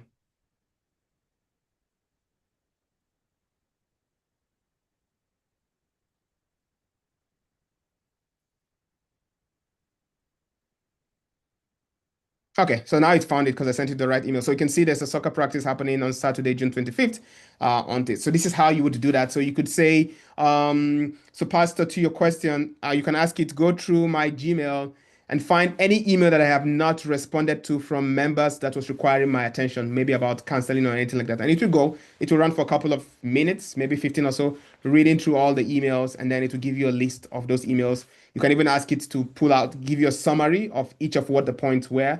And if there's a contact number, it should give you all the contact number, and it will do all of that for you and list it. It's quite powerful when you're trying to search through email files. I hope I answered that, sir. Yeah, thank you, sir. Yeah. Thank you. All right. Okay, so we will move. We spent a little bit longer than I wanted on the other slide, so I'll move a little bit quicker through this next section. And what I'm going to do for AI for Work, because everybody here every office has the kind of tools they use. So it was quite difficult for me to tailor a workflow that works for everybody. So I'll give you general ideas and concepts that you can do with AI tools today, and then you'd have to kind of tailor that for your own workspace. But before we proceed, we're going to follow Maya, who is the network engineer. Now she has a job and she's trying to use AI to stay ahead in her job. What are some ways that she can do this? So let's go through the voting. I think I had posted the voting link. Let me see. I want to find out what kind of tools do you use for work. So in your office, for those of us who are not business professionals, in your office, which AI tools does your office have approved for work? So I can know how to tailor this presentation. So things like Microsoft Copilot, I think it's one that's very common with most office spaces. Wow, somebody says none. That's quite interesting. The person who said none, I want to find out. Can you put in the chat? Does that mean you're not allowed to use AI at all? Or you just do not have anything that has been issued to you by the office? It'll be interesting if you could post that in the chat. So Claude, okay, we have few people using Claude. We have Gemini. We have Samuel. Is that a custom AI tool, or is Sorry, Samuel I was just being around, don't remind me. is Samuel your AI? Okay. Okay, a couple of you have custom AI tools. I see a bit of Copilot, ChatGPT, Claude. Okay. Claude, Perplexity. That's interesting. And Gemini. Okay. So I kind of heavily skewed towards Copilot because I assume most people have a Microsoft environment, but I will show some demos on what you can do. So to the person who said none and AI not allowed, again, some of the tools that I have, some of the workflows I'll show you, there's nothing that really stops you from using AI for those. And I'll tell you which ones those are, even though you don't have officially have AI allowed to use in your workspace. So we're gonna break this into, thank you. I'm gonna close the poll now. I think I have an idea of what you have. Jesus AI. Yes, we all need Jesus AI. He's the master AI, the Holy Spirit. Okay. All right, let's go. There are five ways that we're going to walk through five different sort of productivity streams and how AI can help with this. We're going to start with general productivity things that you do on your everyday work. I'm going to show you how you can use AI for research heavy stuff. The communication speed, I won't spend a lot on this because I want to assume that most people today already use AI for this. I might show you a few things that maybe you didn't know. I didn't know a lot of these things, even though they were there until sometime maybe I just found them out by chance. And then how we can use AI for presentations, things like PowerPoint. Somebody asked how I generate this. I'll show you how you can use the new PowerPoint for this, how you can use ChatGPT Work. Somebody asked how to use ChatGPT Work. I'll show you how you can use ChatGPT Work for some of this. In fact, now that I mentioned that, just give me a second, please, because it takes a few minutes to run. Let me go ahead and run one of the prompts. Please just bear with me for about 30 seconds so that by the time we get on there, I have an example to show you so that this does not take too long. Just give me 1 minute, please. I will go ahead and run this, and I'll show you what I did when we get to that particular point. It's just, it takes quite some time to run, and I just want to make sure that Yeah, while you are doing that, but can you just give like 1 minute for people that want to stretch? Want to Sure. stretch your hand, your leg? Yeah, okay. Yes, definitely. Let's do that while I have this run Yeah. in the background right here. True. So it does not take too long once we get there. All right. And there's the AI for work prompts that has been sent. And I have, for this one, if you're following along, you probably want to download all the sample resources that I already attached. It's gonna sort of help you.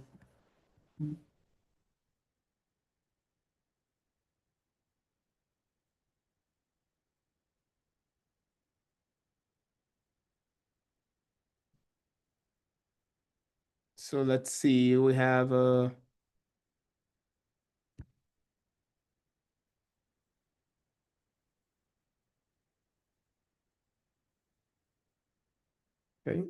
let's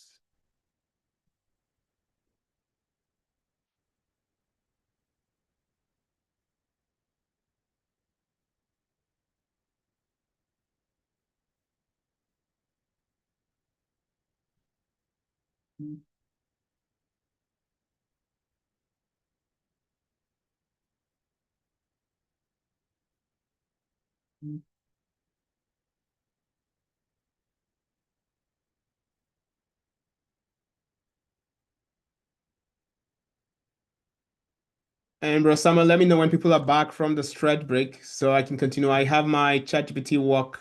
Yeah, it's a 1 minute stretch. I think we can start now. I have it doing something in the background here. Hopefully it's done by the time we get to that point. Yeah, when you're ready, we can start. Okay. All right. So we're gonna see how to use AI for presentations and then how to use AI agents for data analytics and things. And it'll be very practical. I'll show you examples. We'll do them real quick. I'll run through this one a little bit faster because we're a little bit behind on time here. But please, during the question and answer session, feel free to stop me. So let's look at productivity, emails, and meetings, and some of the tools that are available in the work environment for this. So we're going to start with things like AI to help you manage your inboxes. I already showed you an example of how you can use ChatGPT connected to your email, especially if you have your own personal office and you use Gmail. You can already do that. I showed you some of the prompts that I use, for example, going to pull up certain invoices from 6 months ago that were sent over a couple of months. Those are certain ways that you could use that.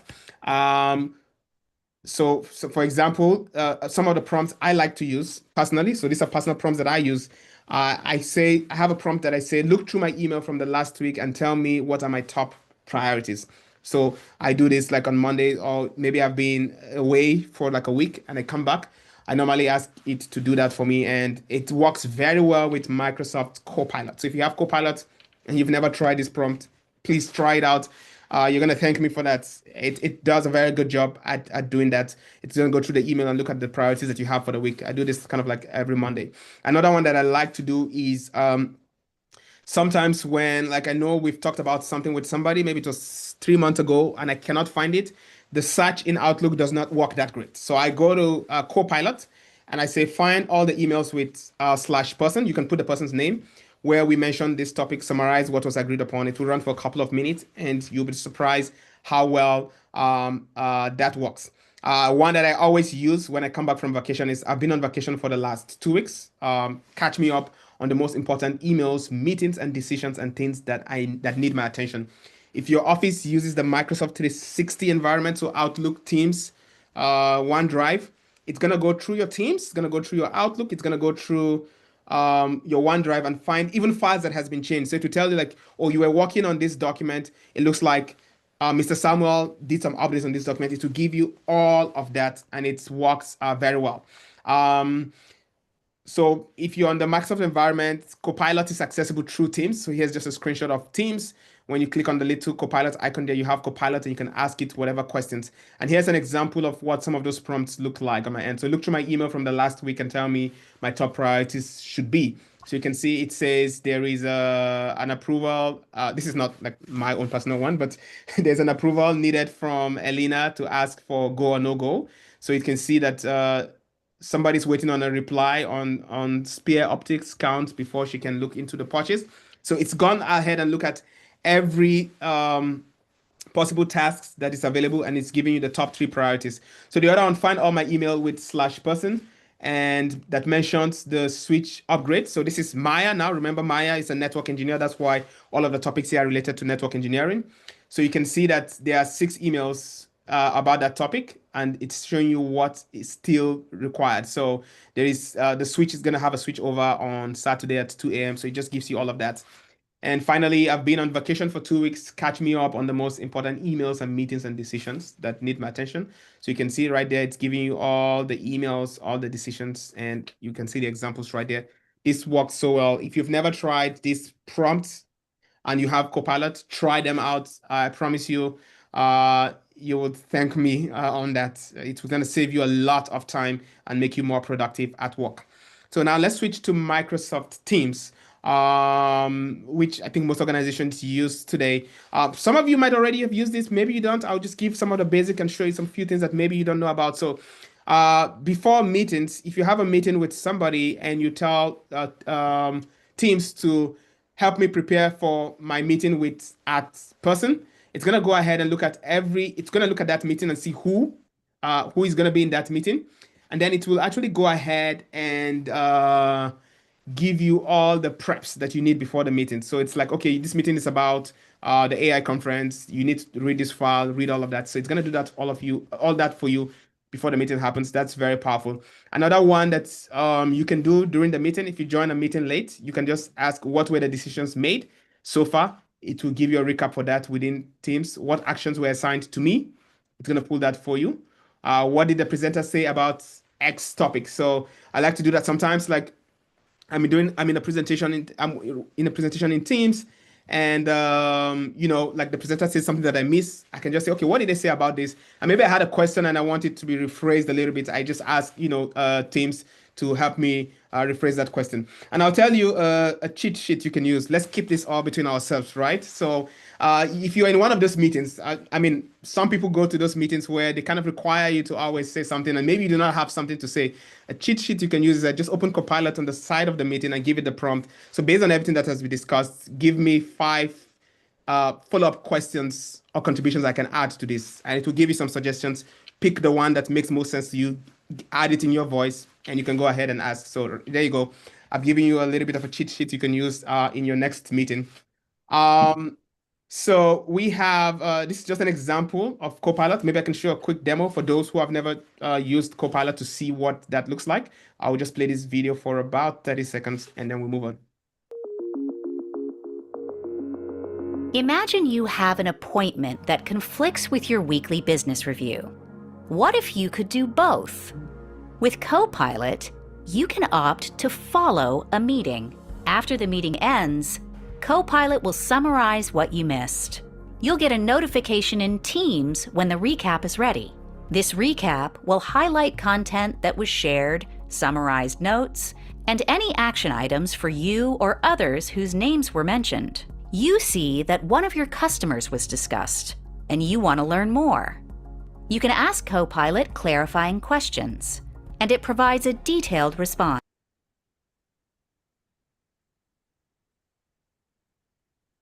Okay, so that is how Copilot is. Please, can you just reshare the prompts for the work things also in the chat in case we do not already have them?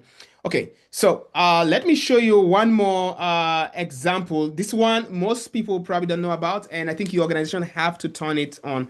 So Copilot can actually do live translations in real time in any language as you're speaking in the meeting. So live interpretation, sorry. So like as I'm speaking in English, you could have been listening to this conversation in Spanish, all powered by AI. And I know Zoom also has introduced that feature very recently. So I'll show you an example, a demo of what that looks like. Oops, sorry. Break down language barriers with the Interpreter agent for more inclusive meetings.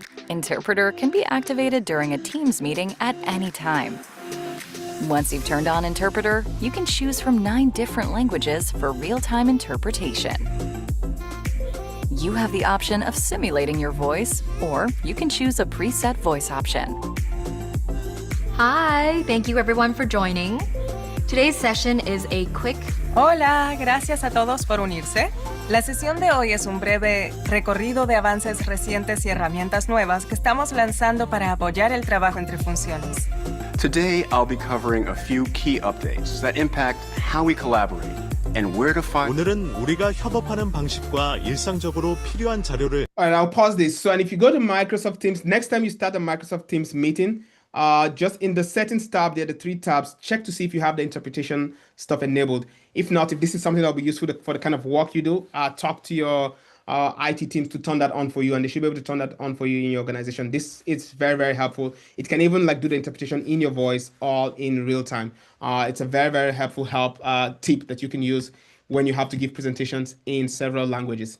Okay, so that's for general productivity emails and meetings. So let's look at knowledge work and research. What are some ways you can use some AI tools for that in your work? So the question of, we talked about deep research and regular research yesterday. So when I just went to ChatGPT now, we're just asking it search, find me jobs for XYZ. You saw it run for maybe about 20 seconds thereabouts and gave me the results. The problem with that is 20 seconds is not enough to do very in-depth research work. So when you have research and knowledge work that requires quite in-depth research, something that typically would have taken maybe an intern 2-3 days to do, you want to use deep research. That way you get a lot more richer knowledge. So next slide. So you get a lot more richer knowledge, richer sources, and it goes, because it runs for a long time. Sometimes it runs for as long as 30 minutes. So it goes and looks through the web for more content than it would when you just did a regular search. I will show you like 3-4 tools. I know a couple of you mentioned Perplexity, a number of you mentioned Gemini, ChatGPT. So I'll go onto all these platforms right now and just show you how to enable deep research. and then you would see how that works in a second. So let's just do that real quick. So let me go. I can show you some of the prompts. So these are the prompts. You can say, prepare a cited source briefing on XYZ topic, including the trends, major players, and risks. I'll tell you a personal story. One of my colleagues was doing a research. She needed to find out, I'll just anonymize it, how many organizations had published a document on a certain topic that we were working on at work. And she was doing this manually. They were writing a paper, and they were over like maybe 50. She was going up on the internet, searching and searching. And at some point, she reached out to me and she was like, this is taking so long. Like, I believe there should be like a way that AI should be able to do this. Like, I've tried and it's just not getting me accurate. All I just told her to do was use deep research instead. So I gave her deep research and I gave her the prompt to use. I told her to mention all the 50 organizations to go check. It kicked off, ran for like maybe 30 minutes, went ahead, went to their website, searched what they talked about this, summarized it, and it gave her a full summary. Like she had been working on this for days, and I think I'd only gotten to like 10 organizations, right? And she was able to do this in 30 minutes. This is why I said enabling yourself with AI is a way to secure you for the future, right? Because if I'm a manager, I gave both of you the same task. So I gave one of you this task to do this research. One of you is done with it within an hour. The other person, it's 2 days later, they're telling me I've only gone through 10 of these. I'm still working on, please give me some few minutes. Guess what? If we need to downsize, who are we downsizing with? This person who gets things done within 30 minutes will be the one that stays. So these are a few ways you could use to leverage AI to stay ahead. I'll give you one more example. Again, at work, we had an instance where we were going out for a mission to a country for some advisory.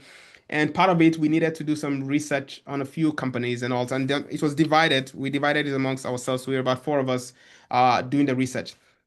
Now, both of us were strong AI users, and we actually did this on purpose. We said, okay, you two just do this the way you would do. They did their research. It took them, I think they spent about a whole day researching the companies, the people we needed to meet, and all of that. And myself and my colleague, we set up a deep research pipeline.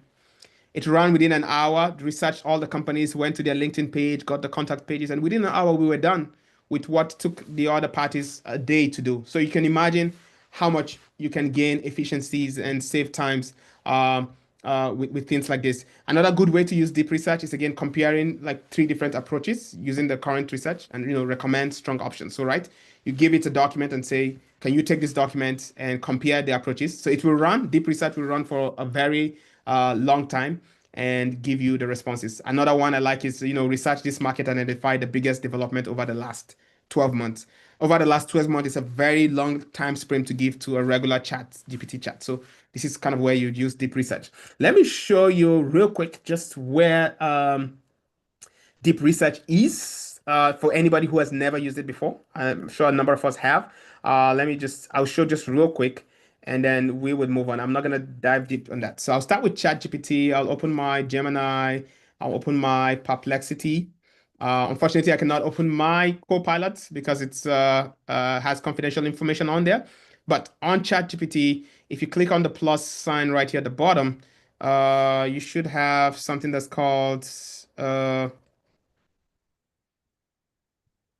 and research, which again, oh, sorry, I'm on ChatGPT Works. Sorry, on the regular chat, not Work. You should be able to have something that says plus sign deep research right here. So once you turn that on, you've enabled it. So give it any task to do, task that you would require for it to run for a very long time. That's where you use deep research. On Gemini, same thing. This is my Gemini. So you come on here and they have deep research right here. So it's switched to deep research mode. Perplexity, somebody mentioned Perplexity. I haven't used Perplexity in a while. So they used to have it here. I think it's right here. Okay, they require you to pay now for the deep research. But yeah. That is their option for deep research. Grok has it too. Most of these platforms have it.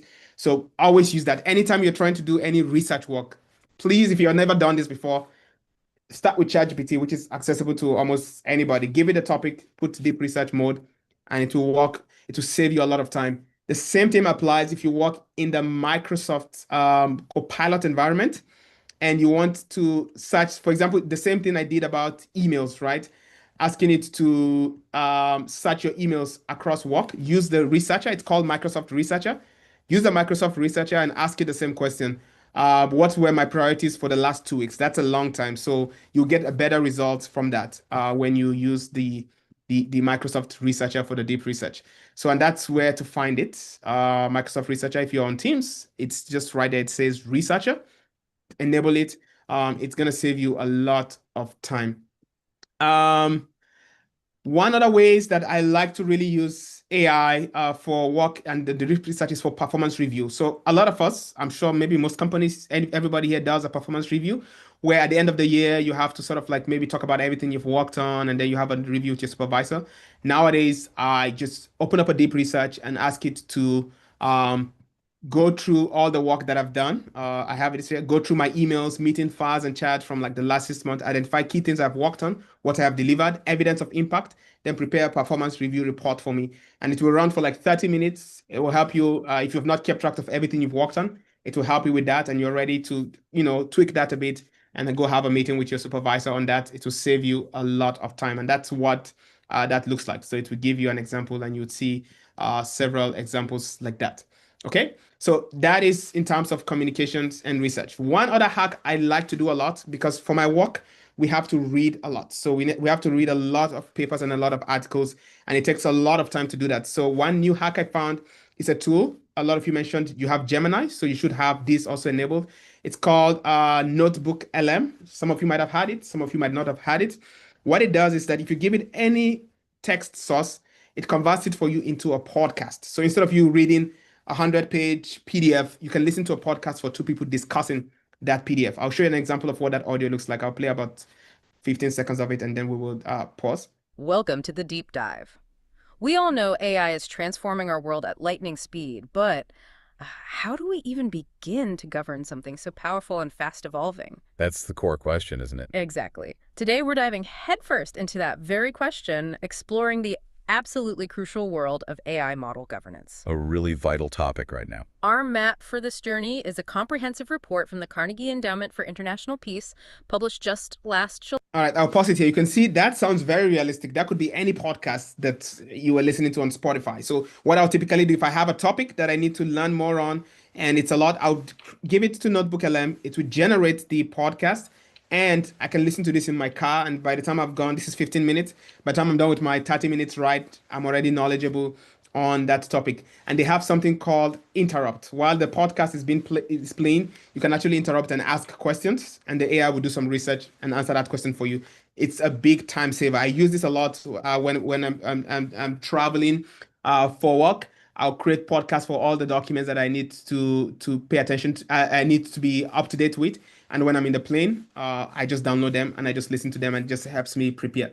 I would show you what Notebook LM looks like very quickly because we're speed ramping through this session. So it's called Google Notebook LM. This is what it looks like. So you just create a new topic. You can attach websites. You can upload files, YouTube videos, or whatever you put that on there. And once you're done, you just click right here for audio overview to generate for you an audio overview. It can do video overviews too. I'll show you that in a second. It can generate for you a slide deck based on that. So, and it can do infographics and a couple of things that I will show you in a second. So that is Notebook LM. I won't dwell too much on that so that because of our time. Like I said, it can do explainer video. So a lot of times for work, maybe you need to create a video for something to share. You can make it engaging simply by uploading the resource material and just say click explainer video. I'll show you an example of what those videos look like. You can now make video overviews in Notebook LM. The AI host will pull in images and diagrams from your documents and create new visuals to help illustrate points. They're available now in English and coming soon in more languages. Okay, let's dive into the wild world of surrealism. What better way to kick things off than with Salvador Dali's Illumined Pleasures from 1929? And check out this piece from Rene Magritte. Okay, so to really get where surrealism came from, let's hit the highlights on a quick timeline. Okay, so that's an example of what those explainer videos look like. You hear the voice sounds very realistic. It found all the images just on a source material that you give it. So next time you have a presentation, you can impress your colleagues, impress your boss by that. Just go to Notebook LM. It's free to use for anybody. As long as you're not putting confidential data there, just put it on there Do an explainer video, send to your colleagues. These are ways you can help put yourself ahead. The same similar way that we talked about projects for those who are looking for jobs, even as a job, somebody who is already employed, I really advise to structure all your work into projects per team. So based on teams that you're working on this particular project at work, create a project, whether that's ChatGPT or in Copilot. Do that so that the context remains, right? So you can give it prompts like this: use everything in this project and prepare me for tomorrow's meeting. It will quickly identify that and saves you a lot of time. Most times when I work on projects, when we're writing papers, we always do that. We create a project for that and put everything on there so I can go back and just keep asking it questions. It saves me a lot of time. Here's another prompt you could possibly use: that use everything in this project to prepare me for tomorrow's meeting and identify unresolved issues, right? So it's going to go there. You already have the files that it has possibly not, that has not been reviewed. I mean, you have the file that has issues that has not yet been reviewed, been resolved, and it will go ahead and review that for you. I have it's a sample document in the file. I'm not going to do the demo now because of time. We're going to do a live demo, but there's a sample document in the prompt file that I sent you. You can try that with ChatGPT and give it this and kind of see what outcome you get from it. Okay, so let's talk about a few communications hacks that you can use while using AI. Like I said, I already talked about this, which is making AI sound like you. This way, you do not sound generic and sound like AI. And one way to do that is go give it examples of all your emails. I already talked about that earlier, so I won't dwell much on that. And then use the prompt. This is the prompt, right? I am attaching a sample of my writing, study them, and create a reusable skill that can capture how I speak. Now it will give you a file. Once it gives you that file, you can, every time, so there are two ways to do that. The inefficient way to do it is every time you wanted to chat with ChatGPT, you can upload that file and say, hey, okay, use this file to make sure this sounds like me. The more efficient way to do that would be you create a project, you upload that file and give it the instructions. Every time I ask you to write anything, always use this skill to sound like me. Or in Copilot, you can create something called like a Copilot agent and upload again this skill and say, anytime I ask you to write anything, always use this skill for that. So that way you sound your documents sound less AI-ish. I would open PowerPoint right now, and this same thing applies to Microsoft Word, where you can also upload these skills since I'm talking about it. So in PowerPoint, this is PowerPoint. So there's the Copilot. This is the new Copilot. If you go right here on the settings, I hope you can see my full screen. Let me just verify that. Yes, you can. It says Manage Skills right here. And then it says Custom Skills. Then you can create a skill folder. So you can create this and attach this skill that ChatGPT just generated on how to speak like you. So next time you're asking Copilot to generate slides for you, and we're going to do a demo on that real quick soon, it will already use this skill to, by default, always talk like you. You can do the same on Microsoft Word too. There's a similar thing. Let me see if I can open that real quick. And Bro Samuel, if I'm going too quick at any point, please tell me that it's okay to slow down. I'm trying to catch up with the time. That's why I'm moving very quickly. But if the pace is okay, just give me a thumbs up, everybody, and I would speed ramp through this. Okay, my Word is still opening, but it's a similar setting speed where there's the Copilot button, and you can use that to enable that skill. I hope that's clear. So just to recap, what you do is you go to ChatGPT, Copilot, whatever it is that you already use, give it an example of all your writings, and ask it to come up with a skill that teaches an AI how to talk like you. And then now you can attach that skill to things like PowerPoint, your agents, or anytime you're speaking with any chat, you can give it that skill to use. So I hope that is clear. Sorry, my screen is actually paused. Sorry about that. Okay. But you saw the PowerPoint example that I did? Yeah, I saw it. Okay. All right. One other hack, so I'm just showing tips and tricks that I use personally, is if you ever have to run workshops for work, the old way we used to do this, that after workshops, we have all the sticky notes that people put all around the place, and somebody has to normally transcribe these to make sense out of it outside the meeting. A hack I discovered was if you took pictures of the sticky notes itself, the board itself, and you have some kind of like a transcript. If you're recording the meeting, you have a transcript for it. You can attach all the pictures you've taken, attach the transcript, and ask any AI to synthesize that. So take this board and create for me a digital copy of it on Microsoft Word. I was blown away the very first time I tried this. I just had it as an idea. I tried it, and we had about 7 different boards. You can see this board that I have here. We had 7 different one of them. It was able to read even handwritings that were bad, and then grouped them all by the boards that they were. This was something that would have taken maybe 3-4 hours. I was able to do that in 10 minutes, and had the synthesis ready right after the presentation. And this was the prompt I normally use, and this prompt is available in the prompt guide that we attach. So you can look at the actual prompt from there. So we were going to do an exercise here, but I'll skip it, which is like you give it an example and have it generate that for you. But you can do that on your own time using the guide that was provided. Number 4, let's talk about presentations. This should be one that should be relevant to almost everybody here. I'm sure we all at some point in our lives have to give a PowerPoint presentation somewhere. And your PowerPoints can be boring, and they can also not be boring. It's very easy now to have AI help you make them not look too boring. I will show you. It's all about the prompt, by the way. It doesn't matter the tool you use.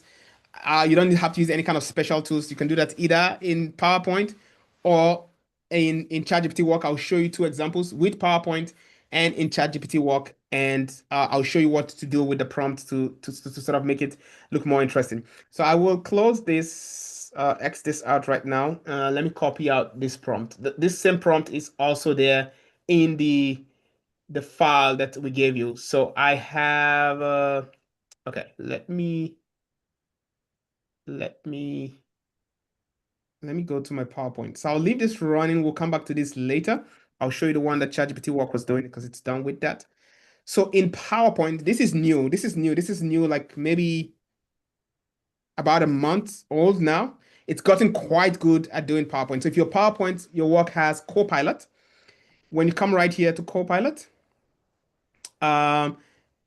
it would normally be in the chat only, have this allow editing. So you now have a Copilot agent that can actually control your PowerPoint for you. And then let me see. I've given it the prompt. So I've given it a sample document here that has some files. And the report, what I'm doing is turn this report into a 7-slide executive presentation with one idea. So the key thing here with this prompt is I've told it to use image tools that you have to create visual backgrounds for every slide. This little prompt right here transform the presentation from a white looking thing to something more visual. Just this little prompt. It's very small. Just add it right here and then keep it highly visual, one idea per slide. If you add this to any of this, even if you give it to ChatGPT Work, which I'll show you in a second, or the PowerPoint, it's going to give you an incredibly different result. And it's the same thing I'm using for my presentations. I'll click this to generate. We'll leave this. It's going to run for a while. And then we're going to go to ChatGPT and show you how you can do the same thing with ChatGPT. Anybody, even if you don't have PowerPoint Copilot, should be able to do this. So I'll go to ChatGPT. It should work also with a regular ChatGPT, but I prefer to do this with the Work because I'm giving it quite a number of images to generate. So I'm going to go to Work, and then I'm going to copy that exact same prompt. It's just the exact same prompt that we talked about. It's what I have pasted here. I had it running before now. So here's an example of that. So it is run for a couple of seconds. So like minutes. So because I asked it to use its image tool to generate the background, so you can see it has used its image tool to generate all the backgrounds for the slides. And let's see what the final outcome looks like. So you see all the images it has generated for them and attached them right here. So these are the slides that it's generated for me using those image backgrounds. So it's done all of those in the background. It's created those. If I want it to be a little bit more like bolder with icons, I can give it, again, ChatGPT Work does that well. I can give it that to say, okay, I want it to be more bolder. I want you to add animations to it. So ChatGPT Work will do that for you. And then you have your slides. One trick I like to give people is that sometimes for work, you have visual brands that you have to stick to. Take a screenshot of a sample PowerPoint from your organization, like 1 or 2 screenshots, and give it and say, use the color theme in this attached image to generate the slide. I need to keep to your organization's color theme. Again, if you have ChatGPT Walk, use ChatGPT Walk for that. You get much better results. So it's just new chat. Instead of chat, do Walk. Give it all the resource material. Give it that prompt. Don't forget to add that. Use your image tool to generate images for the background, and it will do that for you pretty well. It's a lifesaver. I used to take a couple of hours because I like my presentations to be very visual. This used to take me a lot of hours. Nowadays, I could make them very visual within few minutes just by using ChatGPT Walk for those. Okay, so let's move ahead. We'll check on the PowerPoint in a second. Okay, while it's doing that, so we've talked about this. I'll skip the demo. I already showed you that live. I'll skip this too. AI can also help you. So I'll tell you two more things that PowerPoint has that maybe you might or might not know about. It can actually help you rehearse. Okay, it's asked for a touch point here. I'll skip this. We kind of get the point. It will generate something very similar to what we already saw. If you go on the slideshow, something that a lot of people might not know is that you can rehearse with an AI coach. So if you click on that, it starts the presentation, it listens to you, and at the end of it, it's going to give you tips. So it will tell you like, okay, you were taking too long on this presentation. Maybe you're speaking too fast here. You need to explain this a little bit more. So you can do that. You walk through the slide and it will actually give you tips on how to present. So I use this a lot when I'm presenting, and it's very, very helpful. One other thing that AI has in PowerPoint that many people don't know about is the live translation tool. So PowerPoint can actually do closed caption in any language. So I'm going to choose French and turn it on. Always use subtitles. And then let me play from the current slide. Got it. Oh, okay. It's swapped. Let me swap the UI. All right. So we have, sorry, this is the wrong language. 1 second here. You can see it's doing the closed captions, but it can do those closed captions in any language. And what I was trying to do was select subtitle language. Sorry, the spoken language is English. Not Canadian, but okay. And then I want it translated to whatever. Let's do Arabic. It doesn't really matter. I'm just showing the example here. And then when I go now live,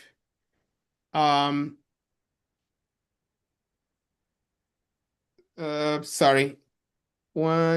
Okay, so you can see it's translating in Arabic, whatever that is. I'm not sure, but it is translating in Arabic. So if you have a presentation you're giving and maybe there's some audience that do not all speak English and you want to quickly have them be able to follow you in a different language, you can always use that transcribing tool, and they can follow along with that in real time. So that is a very cool feature that PowerPoint has, and it's available for everybody to use any version of PowerPoint, even without Copilot.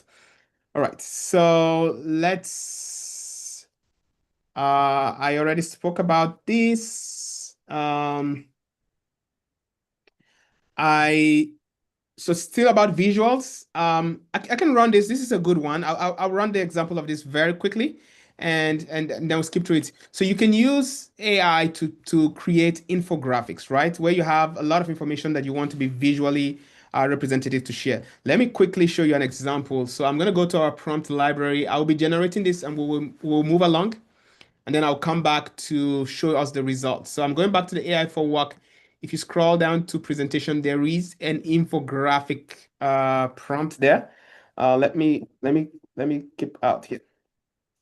I know I've shown a lot that you can do. Now, not all of this might be relevant to everybody, so you choose and pick which one is relevant to you, and you can always come back to the recording later to pick up the particular one that is of interest to you, and then make use of that. So I'm gonna attach one of these documents right here. So I'll ask you to create an infographic on that using the image tool.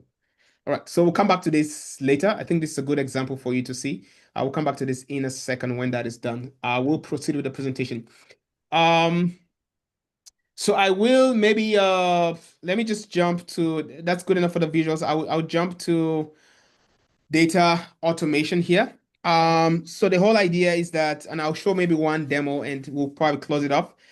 For now, I'll skip through the rest of the presentation because we are on time here. But you could use a lot of AI tools, if you do not know that today, for data analysis. So if the job you do requires analyzing data, so Excel files, charts to look for trends, anomalies, and things like that, any of the AI tools today can do that. And we'll just show maybe a few examples. I can show you a video right here, right within Excel. Let me show you a quick video, and then we'll do a quick demo. I'm skipping through most of these examples here.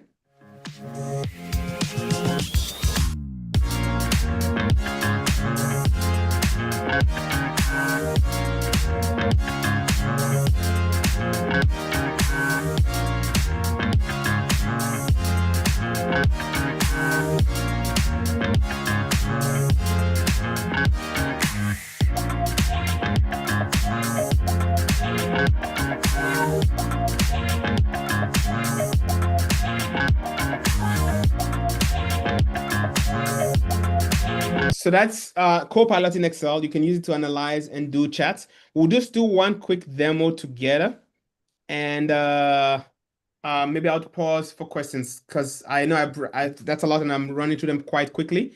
Let's go real quick here. So I have, if you want to try this later on by yourself in the, sorry, not the job seekers. Sorry, I was looking for the other prompt file.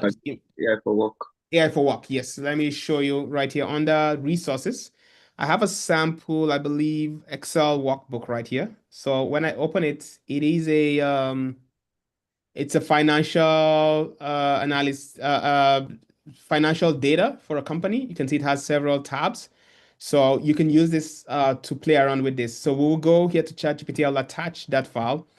Now, if any of you here works in accounting and so to go through this file to create reports, you will all agree with me, it would probably take, a couple of hours. You can see this is all like sales data to start making sense of this. But we can actually go ahead and just start asking it question, and the AI agent would run through that, run its analysis. Let me look for maybe one of the most impactful one. I have several prompts here. Let's see.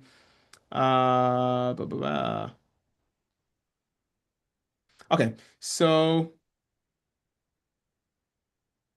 okay, let's use this one because this is a bit visual. So I'll use this prompt here, and all these prompts are in the same link that we sent. So I said, create the clearest chart for the most important trend in this data and explain it in one sentence. So this is very ambiguous statement. It will go by itself, do the analysis, and tell me what is the most important thing that anybody needs to know. So we'll leave that running. While that runs, let's look at our infographics. Just give me 1 second. Have it change that here. Okay, so it's running. So I'll let that run, and then I'll come back here. So the infographics, like I said, oops, not this. Let's refresh the screen here. So that's what that looks like, right? So it's created like an infographics that you can print, and I've asked it to change it and create like a light mode version of that. So if you have things that you need to illustrate at work, like in visual infographics form, you can use ChatGPT for that. We use this very, very heavily at work because we have a lot of things that we prefer to do it visual diagrams, and it can print any size. So sometimes we do this in like A3 and print it out big, put in the wall to visually show like workflows and things like that. So let's see if this is done. So it's still running back and forth. Okay, so it's actually done. That was not too far along. So it says revenue growth, it's outpacing profits. Okay, so this is the revenue and this is the profit. The revenue growth is going higher and it's outpacing profit. So it picked that from the data. And I can just keep going and ask you the question like which was the highest sales. So you can just chat and talk with your data. This is things that would typically take an analyst, hours to do. We've done within a few seconds. And then the light mode infographics, I think it's done with that. Let me show you what that looks like. I just asked it to change it to light mode so you can see, yep. So I could take this now, print it in a big sheet and use it for whatever workshop and things that I'm doing. I will skip through most of all of these other ones and maybe just end with two statements here. Number one is that AI does not replaces your experience, it amplifies it. Whatever you do, always add your own input to it and just have AI augment what you already do. And as we're in this age where a lot of people are scared of job loss, at least I'll say this statement and make it very boldly. In the near future, AI is not necessarily replacing jobs. Those who are using AI are replacing the jobs of those who are not using AI. I'll say that one more time so that sinks in. At least in the near future, AI is not replacing jobs. Those who are using AI are replacing the jobs of the ones who are not using AI. And we're seeing that happening very rapidly in the industry today, where I've seen a couple of organizations where they lay off like entire set of people and then hire new ones just because these new ones that were hired have AI experience.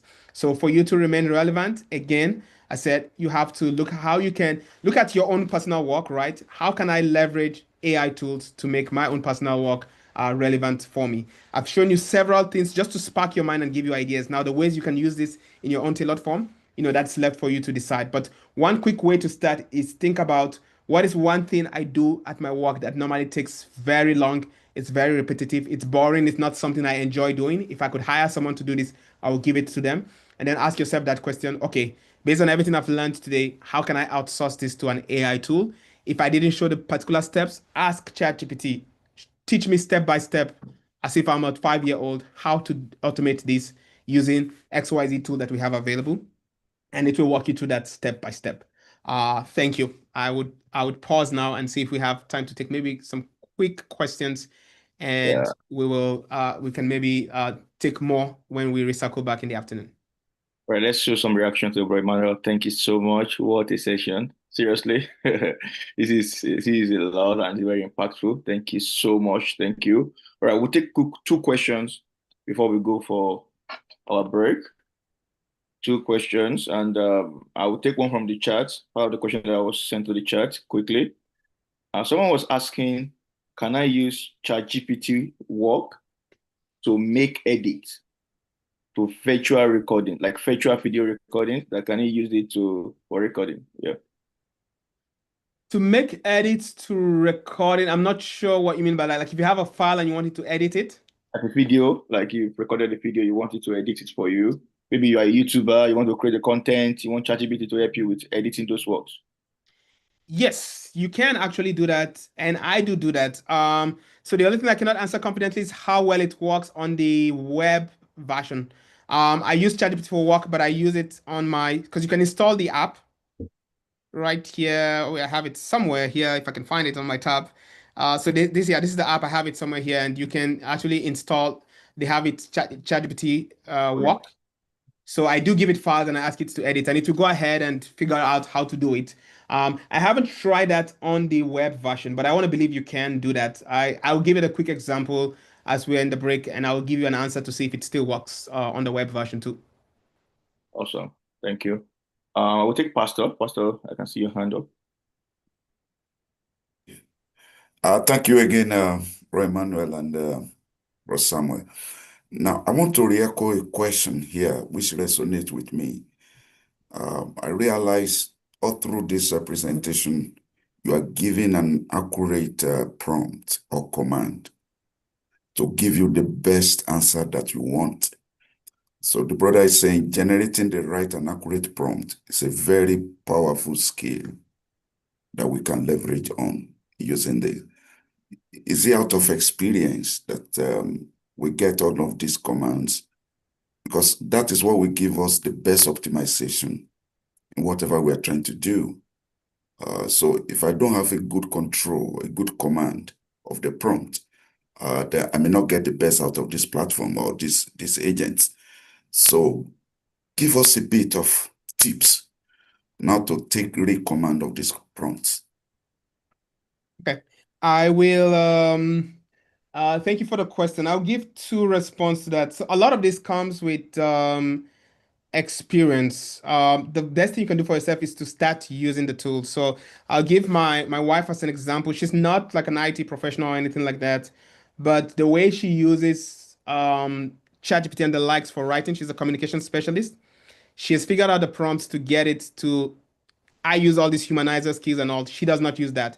Just by her prompt, she gets it to not sound AI because she's used it so much for her work in writing that she's able to know what to tell it to do. So that's the one tip I'll give you. Just use this tool a lot. You start learning. Number two is that the tools themselves have become good at prompting. So I now, most of the times, almost, even though I have the knowledge, almost never write my prompt myself. So I go to ChatGPT and tell it, this is what I'm trying to do. Can you give me a properly optimized prompt for this? It gives me that prompt, then I take that prompt and start it in a new session. This saves you, because I could come here and give you all this prompting. There are all these prompting tips, like, okay, set a goal, use all this. So I could give you all of those prompting tips, but again, that cannot exhaustively cover like every possible field that you work on. The best advice I can give you is that use AI to write your prompts. So if you're trying to generate a PowerPoint presentation, for example, go to ChatGPT and say, start a chat to say, okay, this is what I'm trying to do. I'm trying to generate a PowerPoint presentation. I want it to be very visual. I want it to have icons. Generate for me an optimized prompt for that. Then take that prompt and go to ChatGPT work and paste it on there. That would save you yourself having to do learning the prompts, because the tools have gotten very good at writing prompts themselves. It was not the case maybe 2-3 years ago, but now they have been post-trained also on prompting tips that have come up in the internet over the years. So they are good at that, but you have to kind of tell it to write the prompt for you, and then you take it to the tool. I think that's the best advice I can give you, that is universal, that makes it easier without start giving tips on goal settings and all of that. Awesome. Thank you so much, Bro Emmanuel. I want to believe we've all learned good things today, but I think this afternoon section will be more powerful. So right now we're going to take a break for about 20-35 minutes. We'll come back at 1 p.m. Eastern. I think that's a good break. So you can take your bathroom break, take your lunch, and we'll be back 1 p.m. That is for AI for entrepreneurs, business leaders. And just like you mentioned, we go through a scenario case on how to start a business. We do it together. We look for clients. We make profit from those business. So please make it a date. You can just unmute. You can just mute yourself and leave it like this. And we'll come back at 1 p.m. Eastern, about 34 minutes now after the break, to start the second session. Thank you so much, everyone. Have a wonderful break time.